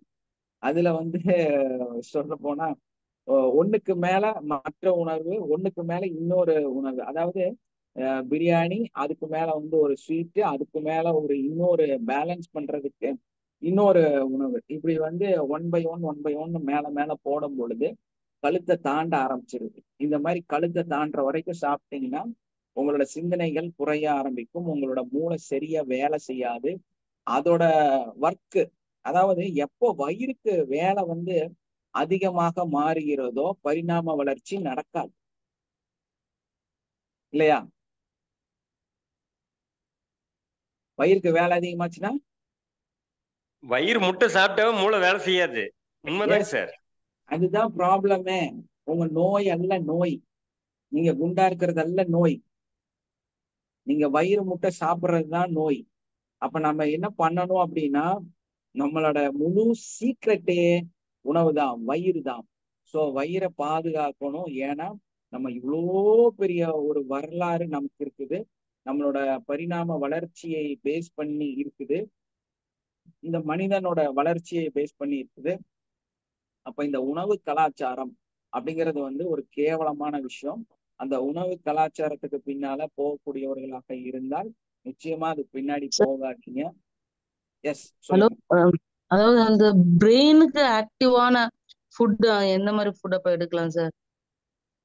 உங்க வீட்டுல அதாவது நம்ம நம்ம வந்து உங்க சோர்வே பாரம்பரிய இல்லாம உங்க சோர்வே வீட்டுல இல்லாம நல்லா ஒண்ணு சொல்லுங்க சார். புரிஞ்சுங்க. உங்க வீட்டுல 15 வருஷமா 18 வருஷமா உங்க அப்பா ம் அம்மா என்னெல்லாம் உங்களுக்கு சமைச்சு கொடுத்தாங்களோ அதுதான் ம் உங்களுடைய சமச்சீரான உணவு. ஓகே ஓகே இதுக்கு மேல வந்து உணவு ஆராயது. ஓகே. அப்படி ஆராய்ந்து சாப்பிட்டீங்கன்னா நீங்க நோயாளியா மாறிடுவீங்க. ம் புரியுதுங்களா? நீங்க கூட இப்ப சொன்னீங்க அந்த டெஸ்ட் எல்லாம் எடுக்கிறது வேஸ்ட் அப்படின்னு சொன்னீங்க. அது ம் உண்மைதான் சார். எங்க அம்மா கூட ஒரு டெஸ்ட் எடுத்தோம். அதுல இருமல் ஜாஸ்தியா இருந்தது. யாரோ சொல்லிட்டாங்க அது டிபியா இருக்கும் அப்படின்னு சொல்லிட்டாங்க. நாங்க கூட பயந்து, நான் உங்களுக்கு கூட வாய்ஸ் மெசேஜ் அனுப்பிச்சோம், பயந்துட்டோம். அப்புறம் பார்த்தா ஒண்ணுமே இல்ல. அது சோ அந்த டெஸ்ட் எல்லாம் வேஸ்ட் தான் சார். எஸ், கண்டிப்பா. ஏன்னா அது அது எல்லாமே வருமானம் அடிப்படை சார்ந்த விஷயங்கள். அதனால வந்து நம்ம அதுக்குள்ளேர போய் நம்மளை வந்து நம்மளே அழிச்சுக்க கூடாது. நாம வந்து உணவு அப்படின்னா என்னன்னா 18 வயசு வரைக்கும் உங்க பாடி மெட்டபாலிசம் சேஞ்சஸ் இருக்கும். ஸோ அதுக்குள்ள நீங்க என்ன கத்து வச்சிருக்கிறீங்களோ, என்ன சாப்பிட்டு பழகி இருப்பீங்களோ அதுதான் உங்க ஃபுட்டு. இது சொல்லுவாங்கல்ல, மண்ணின் மைதன் மண்ணில் விளைவதுதான் மனுஷனுக்கு ஒத்து போகும். கரெக்டு தான். அந்த 18 வருஷம் எந்த மண்ணில் நீங்க இருக்கிறீங்களோ அந்த மண்ணில் இருக்கக்கூடிய உணவு தான் உங்க உணவு, உங்களோட ஆரோக்கியமான உணவு. பாருங்க, ஒரு பயங்கர ஃபுட்ல வந்து கரெக்ட், காலையில ஆனா இவ்வளவுதான், மதியம் ஆனா இவ்வளவுதான், அதுக்கப்புறம் வந்து பயிர் கட்டிய முளைக்கட்டிய சாப்பாடு, அதுக்கப்புறம் பாத்தீங்கன்னா தானிய வகைகள், அதுல வந்து குதிரவாளி, அப்படி இப்படி நல்ல டயட் எல்லாம் ஃபாலோ பண்ணி சாப்பிட்டு யாருங்க சுகர் இல்லாம இருக்கா? யாரு பிபி இல்லாம இருக்கா?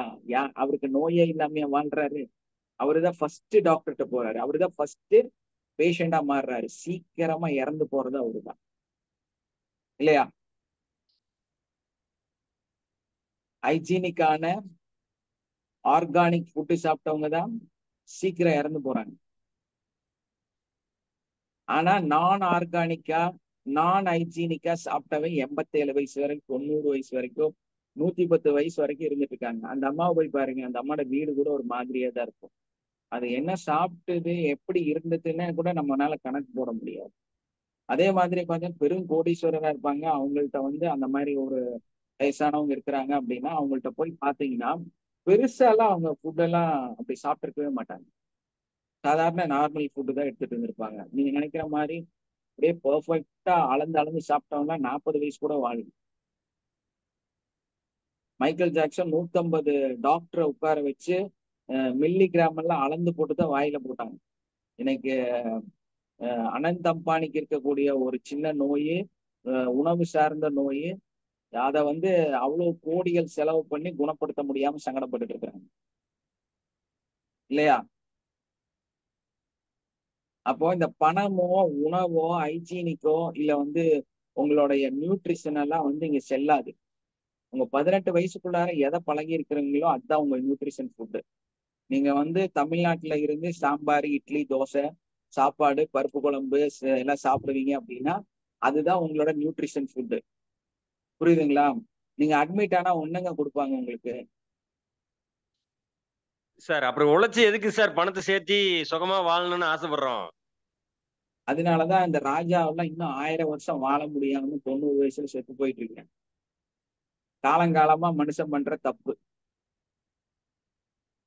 அப்படி நீங்க எல்லாம் நினைக்கிறதா இருந்தா வைடூரியங்களும் வைரங்களும் கொட்டி கிடந்த ராஜாக்கெல்லாம் வந்து இன்னும் உயிரோட இருந்திருக்கும். யாருமே இல்ல, எல்லாம் போய் சேர்ந்துட்டேன் இல்லையா? உண்மைதானே? ஒரு ராஜா சாப்பிட்ட உணவா நீங்க உண்மைதாங்க உண்மைதாங்க சார். அவங்க எல்லாம் போய் சேர்ந்துட்டாங்கல்ல. அவங்க யாரும் அவ்வளவு வருஷம் வாழவும் இல்லைல்ல. அப்புறம் ஏன் உண்மையை ஏத்துக்கிறதுக்கு இவ்வளவு சங்கடப்படுறீங்க? எதை புடிச்சு நிறுத்துறதுக்கு முயற்சி செய்யறீங்க? நிறைய சாப்பிடாதீங்க, அவ்வளவுதான் விஷயமே. அங்க அவ்வளவுதான். Very simple. நான் சொன்னதுல மிகப்பெரிய கருத்தே அதுதான். நிறைய சாப்பிடாதீங்க. ஏன்னா நீங்க நிறைய சாப்பிட்டா உங்க மூளை வேலை செய்யாது. மூளை வேலை செய்யாத காரணம் உங்க வயிறு ஃபுல்லா இருக்கு, அவ்வளவுதான். அரை வயிறு சாப்பிடுங்க, கால் வயிறு கேப் விடுங்க, கால் வயிறு தண்ணி குடிங்க. இதுதாங்க உணவு. அதுல நீங்க எதை போட்டாலும் நத்திங். எஸ் சார், இது வந்து நான் உணர்ந்திருக்கேன் சார். உடல் வந்து நம்ம உடல் உழைப்புக்கு ஏத்த மாதிரி நம்ம சாப்பிட்டுட்டு சிந்திக்கும் போது நல்லா இருக்குங்க சார். இந்த ஒரு 10 இயர்ஸா உணவை குறைச்சதுக்கு அப்புறம் உடல் ஆரோக்கியமா இருக்கு. மாத்திரை மருந்து இதெல்லாம் எடுத்துக்கிறதே கிடையாதுங்க சார். தெரிஞ்சாலும் கத்துக்கினாலும் தேவையில்லைன்ற உணர்வு மைண்டுக்கு வந்துருச்சுங்க சார். அது நீங்க சொல்றது 100% கரெக்ட் சார். இதுல வந்து நான் இதை சாப்பிடலாமா, அதை சாப்பிடலாமா, வேற கட்டி சாப்பிடலாமா அப்படின்னா அதெல்லாம் முட்டாள்தனங்க. நீங்க என்ன வந்து கருப்பு பவுளி அரிசி சாப்பிடுங்க, அதெல்லாம் உங்களுக்கு ஒத்து போகாது. அதை புரிஞ்சுக்குங்க. என்னைக்காச்சும் ஒரு நாளைக்கு அதெல்லாம் சாப்பிடலாம் சார். ரெகுலரா அதுதான் தேவைக்கு சாப்பிடலாம், தேவைக்கு சாப்பிடலாம். எனக்கு ஜாலிக்காக நீங்க இப்ப வந்து ஸ்ட்ரீட் ஃபுட் சாப்பிடக்கூடாதுனால கிடையாது. ஜாலி பண்றதுக்காக சாப்பிடுங்க. மாசத்துல ஒரு நாள் ரோட்ல கிடைக்கிற பொருளை வாங்கி சாப்பிடுங்க, ஒன்றும் தப்பு கிடையாது. என்னது மோமோஸா இப்ப என்னமோ எல்லாம் நிறைய இருக்குது. அதையெல்லாம் போய் சாப்பிடுங்க. 5 ஸ்டார் ஹோட்டல்ல இருக்கிற ஃபுட்டு போய் சாப்பிடுங்க. ரஷ்யன் ஃபுட் எல்லாம் சாப்பிடுங்க. வருஷத்துல 6 மாசத்துல 3 மாசத்துல எப்படி சொல்லணும் அப்படின்னா இத வந்து இன்னொரு அடிப்படையில நம்ம மூதாதையர்கள் எப்படி பின்பற்றினாங்க அப்படின்னா, சங்கராந்திக்கு தான் தோசை சாப்பிடுவாங்க. இங்க கேரளால சொல்லுவாங்க ஒரு வார்த்தை. என்னது?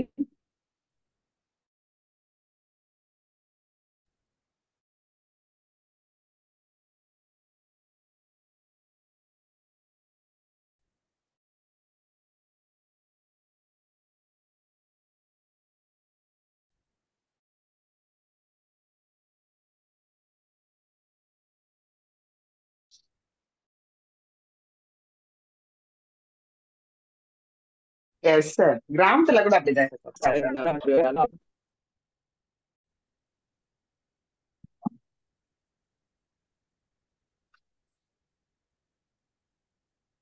ஓகே.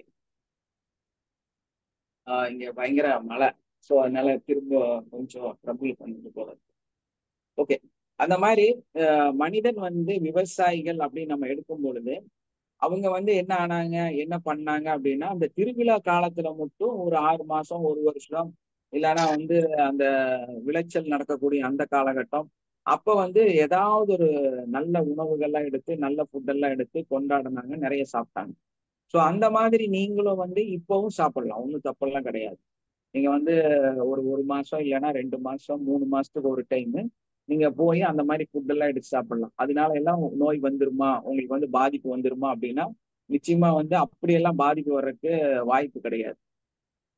அப்படியெல்லாம் ஒரு பாதிப்பு வர்றதுக்கு உங்களுக்கு வாய்ப்பு கிடையாது. நம்பி நீங்க தாராளம் சாப்பிடலாம்.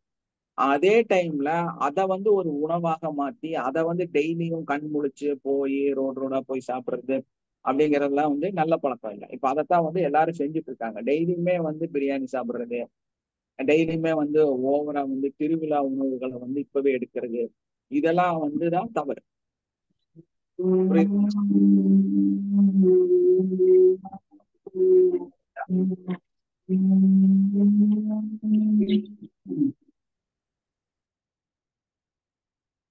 ஓகே. அது மாதிரி வந்து நம்மளுடைய உணவு பழக்கம் ரொம்ப முக்கியம். மனிதனோட நிகழ்வு இதுதான். நீங்க நான் சொல்ல நினைச்ச கருத்து அதுதான். புரிஞ்சிருச்சா? நீங்க எப்படி இருக்கிறீங்க, நீங்க யாருங்கிறது? Yes sir. நம்ம ரொம்ப முக்கியமான சார் அக்குபஞ்சர்ல 7 மணிக்கு சாப்பிடலாம், 7 to 9க்குள்ள சாப்பிடலாம் அப்படிங்கிறாங்க இல்லைங்களா? அந்த டைமுக்கு தான் சாப்பிடணும் அப்படின்லாம் சொல்றாங்க இல்லைங்களா? ஆமா அந்த சார். கருத்து எப்படிங்க சார்? மனிதனுடைய நெறி ஒழுக்கம் எல்லாமே வந்து என்னங்க,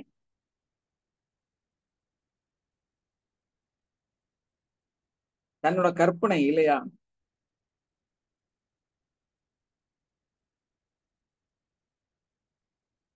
புரியுதுங்களா உங்களுக்கு? ஆமாங்க சார், புரியுதுங்க சார், புரியுதுங்க. தன்னுடைய கற்பனை, அந்த கற்பனை வாழ்க அந்த பொய் வளமுடன் சார். கற்பனைன்னு எப்படி சார் சொல்லலாம்? உடல் மனசுக்கு ஏத்த மாதிரிதான் சார் எல்லாத்தையும் வடிவமைச்சிருப்பாங்க. வடிவமைக்கிறதுக்கும் முன்னாடி ஓகேங்க சார். இப்போ வந்து நம்ம அதுல வாழ்ந்துட்டு இருக்கிறோம், நம்ம நம்பிட்டோம். இப்ப அவர் சொன்ன மாதிரிதான் சார், டைமிங் எல்லாம் இருக்குல்ல, 7:30 to 9க்குள்ளதான் சாப்பிடணும், 9 to 11க்குள்ளதான் சாப்பிடணும். அந்த 9 to 11க்குள்ளார உங்களுடைய ஹார்ட் ரீஜன் வந்து வேலை செய்யும். ஸோ அதனால வந்து ஆயில் ப்ராடக்ட் எல்லாம் நீங்க சாப்பிடாதீங்க, இப்படி எல்லாம் இருக்குல்ல. ஸோ இந்த விஷயங்களை வந்து நீங்க நம்ப ஆரம்பிச்சீங்கன்னா, உங்களோட தாட்ஸ் அதுக்குள்ள இருந்துச்சுன்னா நீங்க அப்படித்தான் இருக்கணும், வேற வழி இல்லை. நீங்க அதை நம்பல, அந்த தாட்ஸ்குள்ளார போல, நான் எப்ப சாப்பிட்டாலும் ஆரோக்கியமா இருப்பேன்னு நினைக்கிறீங்க. அப்ப நீங்க எப்படி இருப்பீங்க? நல்லா இருக்கும் சார். ஆரோக்கியமா இருப்போம் சார் தாட்ஸ்ல இருக்கும்போது. நம்ம என்ன சொல்றோம், தாட்ஸ் தான் எல்லாமே. இப்ப எஸ் புரிஞ்சிருச்சா சார், உங்களுக்கு? S sir, yes sir. Time இருக்கு, நீங்க நம்பினீங்கன்னா நீங்க சாப்பிட்டுதான் ஆகணும். சுகருக்கு மருந்து சாப்பிடலன்னா எனக்கு பாதிப்பு வரும், நீங்க நம்பினா நீங்க மாத்திரை எடுத்துதான் ஆகணும். உங்களால அதை கடந்து சிந்திச்சு அந்த மாத்திரையை தூக்கி வீச முடியுங்கிற நம்பிக்கை உங்களுக்கு இருந்துச்சுன்னா நீங்க அதை விட்டுறலாம். புரியுதுங்களா? அந்த ஓகேங்க சார். நம்பிக்கையை மட்டுமே வந்து பொய்யான ஒரு கற்பனைய உருவாக்கிதான் இந்த மனிதனோட உடலோட அத்தனை அமைப்புகளும் உருவாக்கப்பட்டிருக்கு. அதனால நீங்க எதை நம்புறீங்களோ, என்ன தாட்ஸ் உங்களுக்குள்ள இருக்குதோ அதை சார்ந்துதான் எல்லாமே இருக்கு.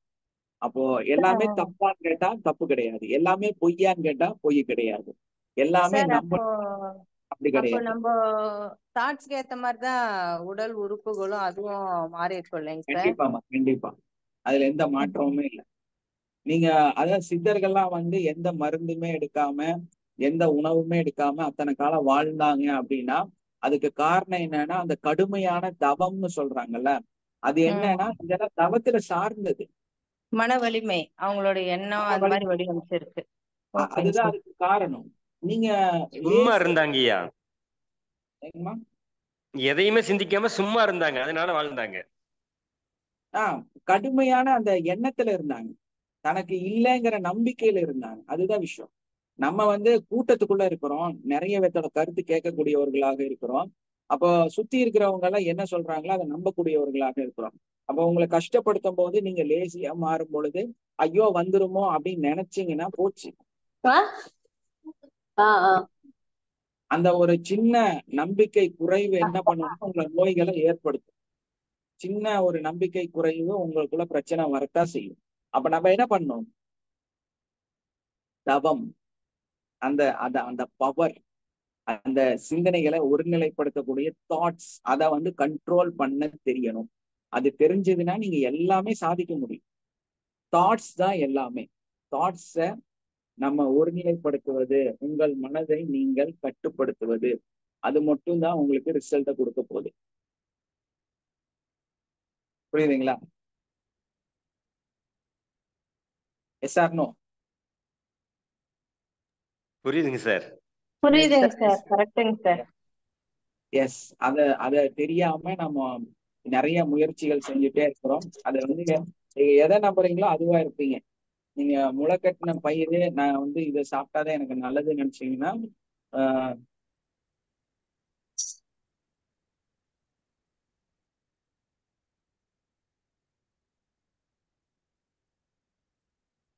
எஸ் கண்டிப்பாமா.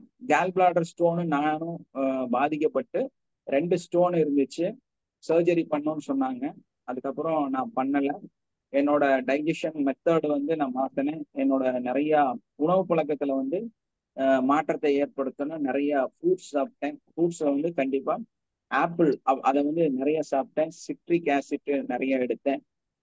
அதே மாதிரி வந்து நம்மளுடைய ஆப்பிள் சீடர் வினிகர் அது எடுத்தேன். ஸோ அதெல்லாம் எடுத்து என்னோட கல்லையும் நான் முழுமையா குணப்படுத்திக்கிட்டேன்.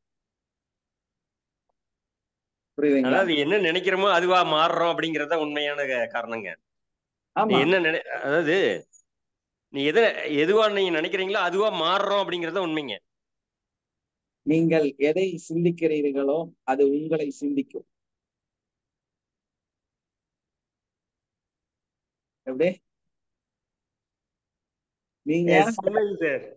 எதை சிந்திக்க ஆரம்பிக்கிறீங்களோ அது உங்களை பற்றி சிந்திக்க ஆரம்பிக்கும். அதுதான் இதோட எஸ் முக்கியமான ரகசியமே. அப்போ அந்த விஷயம் உங்களை பத்தி சிந்திக்க ஆரம்பிச்சதுன்னா உங்களுக்குள்ள அது வளர ஆரம்பிக்கும். ஸோ அப்ப நம்ம எதை பத்தி சிந்திக்கலையோ அது கண்டிப்பா நம்மளை பத்தி சிந்திக்காது. நீங்க உங்களை எந்த நிலையில என்னவாக நீங்க சிந்திக்கிறீங்களோ அதுவாகத்தான் நீங்க மாறுவீங்க. So okay, thank you all. யாராவது இந்த கிளாஸ்க்கு வந்தாலே நீங்க பண்ண வேண்டிய ரொம்ப முக்கியமான விஷயம் என்னன்னா, டெய்லி உங்களுக்கு நடக்கக்கூடிய பாசிட்டிவான அந்த கிராட்டிடியூட்டை வந்து இங்க ஷேர் பண்ணணும். அது நான் நேற்று பேசிட்டேன், அவங்க பேசிட்டாங்க, நான் ஆல்ரெடி அதை சொல்லிட்டேன், அப்படியெல்லாம் கவலைப்படாதீங்க. சொன்னதே இருந்தாலும் பரவாயில்ல, திரும்ப ஒரு தடவை இங்க சொல்லுங்க. ஏன்னா நாம அந்த மாதிரி பாசிட்டிவா உங்களை கேட்கக்கூடிய நபர்கள் இங்க நிறைய இருக்கிறாங்க. ஸோ உங்களோட அஃபர்மேஷன் நீங்க என்ன கொடுத்தீங்கன்னு சொல்லலாம்.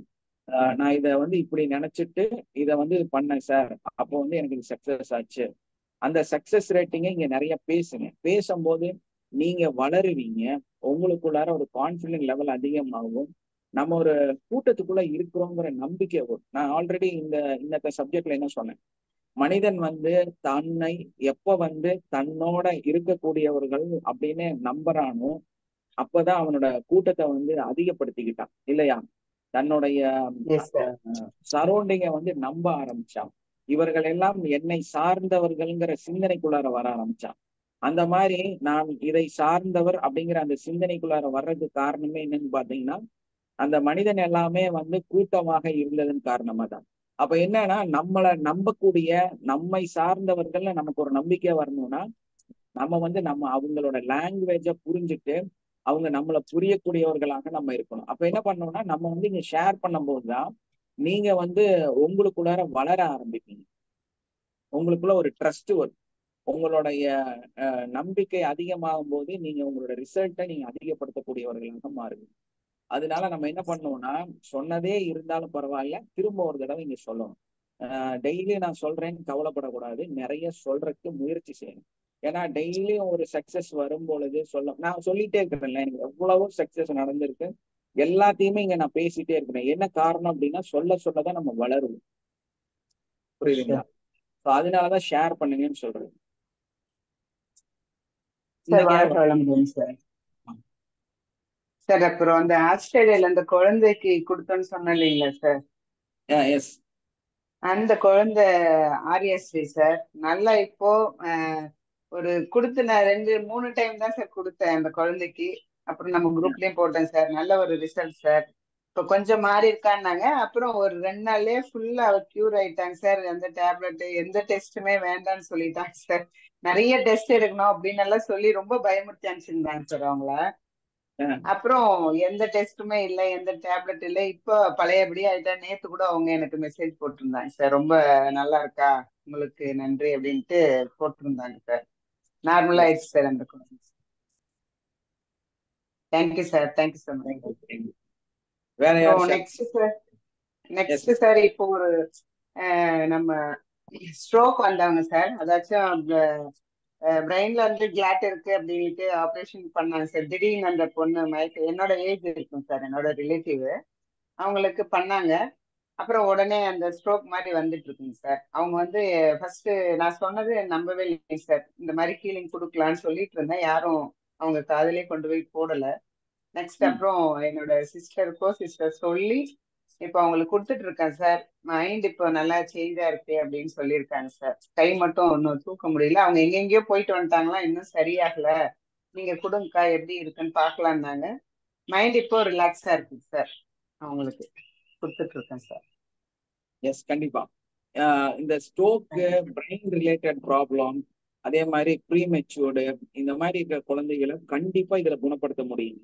வாத Yes, sir. டிசார்டர், ஒரு சைடு ஸ்ட்ரோக்ல விழுந்துருச்சு, மூளையில வேலை செய்யல, மூளையை சார்ந்த பிரச்சனைகள் இருக்குது அப்படின்னா நிச்சயமா இதுல குணப்படுத்த முடியும். அதாவது எதெல்லாம் இந்த மருத்துவ உலகம் வந்து செய்ய முடியாதுன்னு சொல்லுதோ அதையெல்லாம் இங்க செய்ய முடியும். அதுதான் இதோட முக்கியத்துவமே. அதுக்கு என்ன அப்படின்னா, நீங்க பவர்ஃபுல்லா இருக்கணும். நீங்க வந்து ஹை லெவல் எனர்ஜியா இருக்கணும். ஸோ நீங்க அந்த மாதிரி Yes, ஹை sir. லெவல் எனர்ஜியா இருக்கக்கூடியவர்களாக இருந்தீங்கன்னா நீங்க உங்களால எல்லாத்தையுமே குணப்படுத்த முடியும். அதுதான் இதோட முக்கியத்துவமே. இதோட பவர்ஃபுல்லா அதுதான். அப்போ நம்மனால எதை சாதிக்க முடியும், அதுக்கு நீங்க உங்களை வளர்த்திக்கணும். நீங்க நிறைய ப்ராக்டிஸ் பண்ணணும். ஏன்னா இது ப்ராக்டிஸ் மூலமா தான் வெற்றியை காண முடியும். Okay, Yes, sir. Fits அந்த குழந்தைங்க சார் நம்ம எப்பயும் போல அஃபர்மேஷன் சொல்லி அப்படியே கொடுக்கலாம் இல்லைங்க சார்? அப்படிதான் கொடுத்துட்டு இருக்கேன் சார் ஒரு 5 days. 7வது 8வது பேட்ச்ல வந்து ஒருத்தர் வந்து ஃபிக்ஸ். அவர் வந்து 2.5 வருஷமா 3 வருஷம் எந்திரிச்சு நடக்க கூட முடியாது. என்ன காரணம் அப்படின்னு கேட்டீங்கன்னா, நல்லா இருந்த மனுஷன் எந்திரிச்சு நடக்க கூட, பெரிய தாடி முடி எல்லாம் வச்சுட்டு என்னன்னா எந்திரிச்சா ஃபிக்ஸ் வந்துடும். அந்த மாதிரி இருந்து தன்னோட லைஃப், குழந்தைங்க 2 குழந்தைங்க, ஒய்ஃப் எல்லாமே இருக்கிறாங்க. ஒரு சூழ்நிலையில அவர் அந்த மாதிரி ஆயிட்டாரு. நிறைய உளர ஆரம்பிச்சிட்டாரு. ஸோ அவர்னால எதையும் செய்ய முடியாது. ஒரு ஏசி ரூம்ல அவர் அப்படியே வச்சிருக்கிறாங்க. அந்த மாதிரி இருந்த ஒரு நபர் என்னன்னாருன்னா, நம்ம கிளாஸ்ல அட்டன் பண்ணி 8வது நாள் தனியா பைக் எடுத்துட்டு அவங்க கடைக்கு போறாரு. கடைக்கு போனது மட்டும் இல்ல, திரும்பி அதே பைக்ல வராரு. என்னன்னா லேட் ஆயிடுச்சு கிளாஸ், 10வது நாள் கிளாஸ் வந்து மிஸ் ஆயிரும் சொல்லி பைக் எடுத்துட்டு வராரு. Super sir. அவருக்கு முன்னாடி அந்த ஊரே வந்துருச்சு. பயந்துட்டு வந்துட்டாங்க. கடைக்கு போகும்போது யாரும் நோட் பண்ணல. கடையில அன்னைக்கு ஃபுல்லா உட்கார்ந்துட்டு சாயந்தரமா கடையில இருந்து வண்டி எடுத்துட்டு நம்ம கிளாஸ் அட்டன் பண்றதுக்காக வந்தாரு பாத்தீங்களா? அப்ப என்ன நடந்தது அப்படின்னா, அந்த ஊரே அவருக்கு பின்னால வண்டி எடுத்துட்டு வந்துருச்சு வீட்டுக்கு. Yes, sir. என்ன காரணம் அப்படின்னா, இவரு 2.5 வருஷமா ரூம் விட்டு வெளியே வராம இருந்த மனுஷன் பைக் எடுத்துட்டு போனா அந்த உலகம் என்ன சொல்லுங்க. ஸோ இன்னைக்கு அவர் நல்லா இருக்கிறாரு. இங்க கேரளால இருந்து தான் நம்ம கிட்ட வந்து அந்த கிளாஸ் கத்துக்கிட்டாரு. இன்னைக்கு வந்து அவர் எந்த மருந்து மாத்திரை எதுவுமே இல்லாம மருந்துகளும் முழுசா ஸ்டாப் பண்ணிட்டாரு. ஃபிக்ஸும் ஃபுல்லா கண்ட்ரோல் ஆயிருச்சு. இன்னைக்கு நல்லா இருக்கிறாரு. பிசினஸ் பண்ணிட்டு இருக்கிறாரு. சொந்தமா மெடிக்கல் ஷாப் வச்சிருக்கிறாரு. அவங்க ரிலேட்டிவ்ஸ் கூட 2-3 பேர் அதுக்கப்புறமா வந்து நம்ம கிளாஸ்ல ஜாயின் பண்ணி கத்துக்கிட்டாங்க. ஸோ அந்த மாதிரி வந்து பெரிய ரிசல்ட் கொடுக்கக்கூடிய ஒரு விஷயம். நம்ம ப்ராக்டிஸ் பண்றதை பொறுத்து தான் இருக்குது எல்லாமே. ஓகே சார், கொடுத்துட்டு இருக்கேன் சார். அந்த பாப்பாக்கு 5 days கொடுக்குறேன். 11 years குழந்தைங்க சார். தெரியாது கொடுங்க, அவங்களையும் ப்ராக்டிஸ் பண்ண வைங்க. பட்டி டேப்பிங் பண்ணுங்க. கண்டிப்பா அவங்க அதுல இருந்து வெளியே வந்துப்பாங்க. ஏன்னா நம்ம வந்து ஆல்ரெடி பண்ணி சாதிச்சிருக்கோம். Yes sir. எஸ், சொல்லுங்க சார். எனக்கு ஒரு மந்த புத்தியாவே இருந்ததுங்க. ஏன்னா இப்ப அதுல இருந்து கொஞ்சம் கொஞ்சம் தெளிவு கிடைக்குது. நம்மள ஏமாத்துறாங்க அப்படிங்கறதுல நிறைய தெரியுதுங்க. விளக்கத்தினால புரியல. நம்ம கிளாஸ்லயே நிறைய அட்டன் பண்ணாலும் விளக்கம் புரியாம தான் இருந்துச்சு. ஆனா இப்ப கொஞ்சம் ஒரு மாற்றம் கிடைக்குதுன்னு வச்சுக்கல. ஒரு எப்படின்னா ஒரு கொஞ்ச அளவுக்கு விளங்கி புரிஞ்சுக்கிற அளவுக்கு ஆயிட்டேன். தெளிவா இருக்கிறேன்னு வச்சுக்கல. அதாவது இன்னும் வந்து என்னுடைய பயிற்சி இன்னும் வந்து தீவிரப்படுத்தணும். எனக்கு புரிய மாட்டேங்குது நிறைய விஷயம். ஆமா. அப்போ இன்னும் வந்து நான் அடிமட்டத்துல இருந்து வந்தாலுங்க எனக்கு ஒண்ணுமே தெரியாது. படிக்க தெரியாது, எழுத தெரியாது. இப்படி ஒரு சிக்கலான ஒரு சூழ்நிலையில தான் இருக்கிறேங்க. ஏன்னா நம்ம இதுல வந்து அடிமட்டத்துல இருந்து வரால் நான் ஒரு ஆளத்தான் இருக்க முடியும்.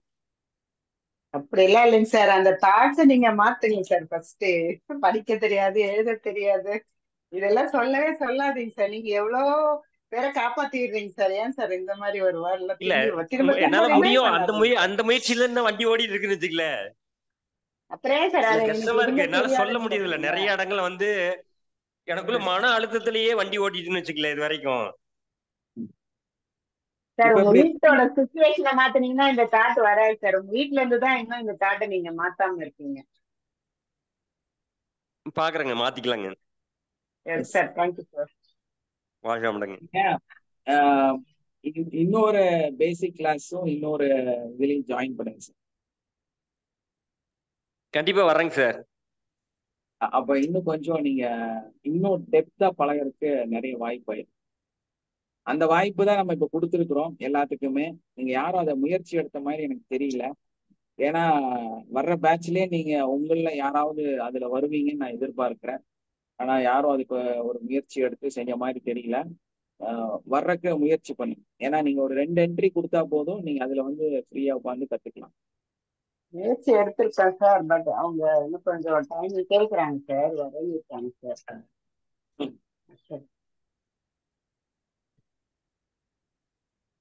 சார் அட்வான்ஸ் கோர்ஸ் வந்து எப்படிங்க சார்? டேட் சொன்னா அந்த டேட்டுக்கு ஏற்ற மாதிரி வரேன்றாரு சார். கவிதா அவங்களும் டேட் இருந்தா அதுக்கு ஏற்ற மாதிரி புக் பண்ணிடலாங்க சார். அதான் 15ஆம் தேதிக்கு அப்புறமா நம்மளோட அட்வான்ஸ் கிளாஸ் வந்து 15ஆம் தேதிக்கு அடுத்த 1-2 நாட்கள்ல அறிவிக்கப்படும். ஏன்னா இன்னும் நீங்க கன்ஃபார்ம் பண்ணாதனாலதான் நானும் டேட் கன்ஃபார்ம் பண்ணாம இருக்கிறேன். ஆனா நான் வந்து கன்ஃபார்ம் சார், இப்போதைக்கு நான் எப்படி ரிஜிஸ்டர் பண்றேன் சார். நான் கன்ஃபார்ம் சார். இந்த சார் வந்து அன்னைக்கு டேட் கரெக்டா தெரிஞ்சதான் சார் அவரால் கன்ஃபார்ம் பண்ண முடியும்னு சொல்லிட்டு. எத்தனை பேர் வராங்க அப்படிங்கும்போது தான் நம்ம அந்த எந்த பில்டிங் நம்ம எடுக்கிறோங்கிறது ரொம்ப முக்கியம். ஏன்னா எந்த பில்டிங்கை வந்து நம்ம புக் பண்றோங்கிறத பேஸ் பண்ணி தான் இருக்குது. எத்தனை நபர்கள் இருக்காங்களோ அதுக்கு தகுந்த மாதிரி தான் நம்ம பில்டிங் புக் பண்ண முடியும். ஏன்னா நம்ம வந்து ஒரு இண்டிவிஜுவலா ஒரு பெரிய காம்ப்ளெக்ஸையே வாடகைக்கு எடுத்துருவோம். போன டைம் அப்படிதான் பண்ணோம். ஸோ அந்த மாதிரி எந்த அப்பார்ட்மெண்ட்டை நம்ம வாங்க போறோம் அப்படிங்கிறது தான் முக்கியம். அந்த அந்த போர்ஷன்ல நம்ம தான் இருப்போம் கம்ப்ளீட்டா. வேற யாரும் இடைஞ்சலுக்கு இருக்க மாட்டாங்க. சரிங்க சார், நான் கன்ஃபார்ம் சார். இப்போ எவ்வளோங்க சார் பே பண்ணணும்? ரிஜிஸ்ட்ரேஷன் முன்னாடி ஒரு மினி பேமெண்ட் வந்து பே பண்ணணும் சொன்னீங்க. நீங்க எவ்வளவு வேணாலும் பண்ணலாம். முடிஞ்ச வரைக்கும் கொஞ்சம் மேக்சிமம் பண்ணிட்டீங்கன்னா நல்லா இருக்கும். ஓகேங்க சார், கேட்குறேன் சார். அந்த அமௌண்ட்டை பண்ணி, ஏன்னா நீங்க தான் கொடுக்க போறீங்க எப்படி இருந்தாலும். அதனால உங்களோட மேக்சிமம் பேமெண்ட்டை நீங்க அதுல பண்ணிட்டீங்கன்னா நீங்க ரிலாக்ஸ் ஆயிடலாம். அது உங்களோட சாய்ஸ். நான் இவ்வளவுதான் கட்டணும்னு யார்கிட்டையும் சொல்றதே கிடையாது. நீங்க எவ்வளவு கட்டினாலும் நான் ரெஜிஸ்ட்ரேஷன் பண்ணிக்குவேன். கவுண்டிங் வரணும், அவ்வளவுதான். எனக்கு அந்த டோட்டல் கவுண்டிங் வந்துருச்சுன்னா நான் அங்க வந்ததுக்கு அப்புறமும் உங்களோட பேலன்ஸ் எல்லாம் அங்கதான் வாங்க போறோம். ஸோ அதனால வந்து அது ப்ராப்ளம் இல்லை. நாம என்ன பண்ண போறோங்கிறது தான் முக்கியம். ஓகேங்க சார். கஸ்தூரி மேடம் மறந்துட்டாங்க சார், அவங்க கன்ஃபார்மா சொல்லியிருக்காங்க சார். இல்ல அதான் எல்லாத்தையும் ஒரு அமௌண்ட்டை போட சொல்லிருங்க. அப்ப நமக்கு ஒரு கிளாரிட்டி கிடைச்சிடும் அந்த ஸ்ட்ரக்சர் பண்ணி. ஓகேங்க sir. Thank you. Okay, thank you all. Have a nice day. Love you all. Wind up பண்ணிடலாம். Thank you sir. சார் எஸ் மா, சொல்லுங்க. சார், எங்க பாப்பாக்கு நான் கனவு டிஸ்டர்ப் சொல்லிட்டே இருந்தேன் சார். ஆமாமா. அது 2 நாளா தொடர்ந்து பண்ணிட்டே இருக்கேங்க சார். ஃபீலிங் இப்ப கொஞ்சம் ரிலாக்ஸா இருக்குங்கிறாங்க சார். ஆனா அப்பப்ப வந்து அந்த டிஸ்டர்பன்ஸ் கனவும் ஃப்ரெண்டு கூட பேசினதும் கொஞ்சம் டிஸ்டர்ப் ஆயிட்டே இருக்குன்னாங்க சார். இப்ப ஃப்ரெண்டு கூட பேசினதுல இருந்து அதை வந்து ரிலீஃப் ஆயிட்டாங்க சார். கனவு மட்டும் அந்த ரூம்குள்ள போனா சில டைம் அவ படுக்கிற இடத்துல, ரெகுலரா படுக்கிற இடத்துல படுத்தா வந்துகிட்டே இருக்கு அப்படின்னா, நேத்து அதுக்கு மட்டும் பண்ணேங்க சார். எனக்கு வந்து அவளுக்கு எப்படி தோணுச்சுன்னா 2-3 கருப்பு கருப்பா தெரிஞ்சுதுங்களாங்க சார், ரவுண்ட் ரவுண்டா. அப்புறம் 2-3 பேர்ட்ஸ் வந்து கருப்பு கலர்ல பறக்கிற மாதிரி தெரிஞ்சுதாங்க சார். உங்ககிட்ட அந்த நம்மளோட ஸ்படிக மாலை இருக்கா? இல்லைங்க சார். நீங்க வாங்கல இல்லையா? இல்லைங்க சார். இது கிறிஸ்டல் ஸ்டோன் வச்சிருக்கீங்களா? இல்ல, அந்த இது எதுவுமே இல்லைங்க சார். இல்லைங்க. ஓகே, சரி, ஓகே. நானே பார்த்துட்டு சொல்றேன். உங்க வீட்டோட இது ஒரு போட்டோ, அந்த ரூம், அந்த பெட்டு, அப்புறம் உங்க பொண்ணோட பேரு, வயசு எல்லாம் அனுப்புங்க. நான் செக் பண்ணிட்டு சொல்றேன். ஓகே. Okay sir. உங்க தனி இதுல அனுப்புறதா? இப்போ நீங்க வந்து என்கிட்ட இந்த மாதிரி ஏதாவது கேட்டா, இப்போ வந்து நாங்க புது ரூல் போட்டிருக்கிறோம். ஸோ அதனால நீங்க எல்லாருமே பேமெண்ட் பண்ணி தான் அதை செய்ய முடியும். அதனால வந்து அதையும் நீங்க செஞ்சுட்டு இதை யூஸ் பண்ணிக்கணும். ஓகே. ஏன்னா இதுல நீங்க வெளியே செய்யும் போதும் நீங்க ஃபீஸ் வாங்கணும். இதை வந்து யாரும் வந்து ஃப்ரீயா செய்யக்கூடாது. அதனாலதான் அதை சொல்றேன். அதை நான் ஸ்ட்ரிக்டா உங்கள்கிட்ட வாங்கினாதான் நீங்க வெளியே வாங்குவீங்க. புரியுதுங்களா? அதுக்கு தான் உங்களுக்கு ஸ்ட்ரக்சர் பண்ணியிருக்கிறோம். அதனால கண்டிப்பா எல்லாரும் ஃபீஸ் வாங்கி பண்ண ஆரம்பிங்க. அப்பதான் நீங்களும் வளருவீங்க. நீங்க உங்களோட முன்னேற்றத்துக்குள்ளார வருவீங்க. அதே மாதிரி நீங்க என்கிட்ட கேட்கும் பொழுதும் நீங்க கண்டிப்பா ஃபீஸ் பே பண்ணணும். அப்பதான் நீங்க மாறுவீங்க. ஓகே ஓகேங்க சார். புரியுதுங்களா? அந்த உங்களோட டெய்லி அந்த ப்ராக்டிஸ் குரூப்ல அந்த இது போட்டிருக்கிறோம், என்னென்ன ஹீலிங்கோ எதுக்கான ஃபீஸுங்கிறது போட்டிருக்கிறோம். ஏன்னா நீங்க மாறணும்னு நினைச்சீங்கன்னா நீங்க கொஞ்சம் கஷ்டப்படணும், அப்பதான் நீங்க மாறுவீங்க. அதை இலவசமா பண்ணாதீங்க. ஓகே ஓகேங்க சார். ஓகேங்க சார். சார் ஒரு சிட்டிங்க்கு எவ்வளவு சார் காசு வாங்குறீங்க? அது ஸ்ட்ரக்சர் போட்டிருக்கோம் சார். அது என்ன மெனுங்கிறத அது போட்டிருக்கோம். ஸ்டார்டிங் 1500. ஒன்னொன்னுக்கும் ஒரு மாதிரி. உங்களுக்கு அந்த ஸ்கேனிங்க்கு மட்டுமே வந்து அந்த ஸ்கேன் பண்ணி என்னன்னு பாக்குறது, இவங்க சொன்னாங்கல்ல, இப்ப அந்த ரூம்குள்ள என்ன இருக்குன்னு பார்த்து சொல்றதுக்கு ஒரு அமௌண்ட் ஃபிக்ஸ் பண்ணி போட்டிருக்கிறோம், ஸ்கேனிங் சொல்லி. ஸோ அதை நீங்க பே பண்ணிட்டு ஸ்கேன் பண்ணி பார்க்கலாம், உள்ள என்ன இருக்கு ஏது இருக்கு, வேற ஏதாவது உள்ள இருக்கா அப்படிங்கிறத கண்டுபிடிச்சு அதை வந்து கியூர் பண்றதுக்கு என்ன மெத்தட் யூஸ் பண்ணுங்கிறத சொல்லி தருவோம். நீங்க கத்துக்கிட்டவங்களுக்கு நீங்க இதை செய்யுங்கன்னு நான் சொல்லி தந்துடுவேன், நீங்க செஞ்சுக்கலாம். அதை தாண்டி செய்யக்கூடியவங்களுக்கு நம்ம வந்து அந்த ஹீலிங் வந்து செய்வோம். அதுல வந்து மேபி ஏதாவது தேர்ட் பர்சன் உள்ள இருக்கிறதா இருந்தால், அது ஏதாவது நெகட்டிவ் உள்ள இருக்கிறதா இருந்தால், ஈவில் இருந்தால், சூன்யம் இருந்தால் அதுக்கு தனியா ஃபீஸ். ஓகே, இதே ஸ்ட்ரக்சரை நீங்களும் யூஸ் பண்ணுங்க. நீங்க வேணா கொஞ்சம் கம்மியா வாங்க ஆரம்பிங்க.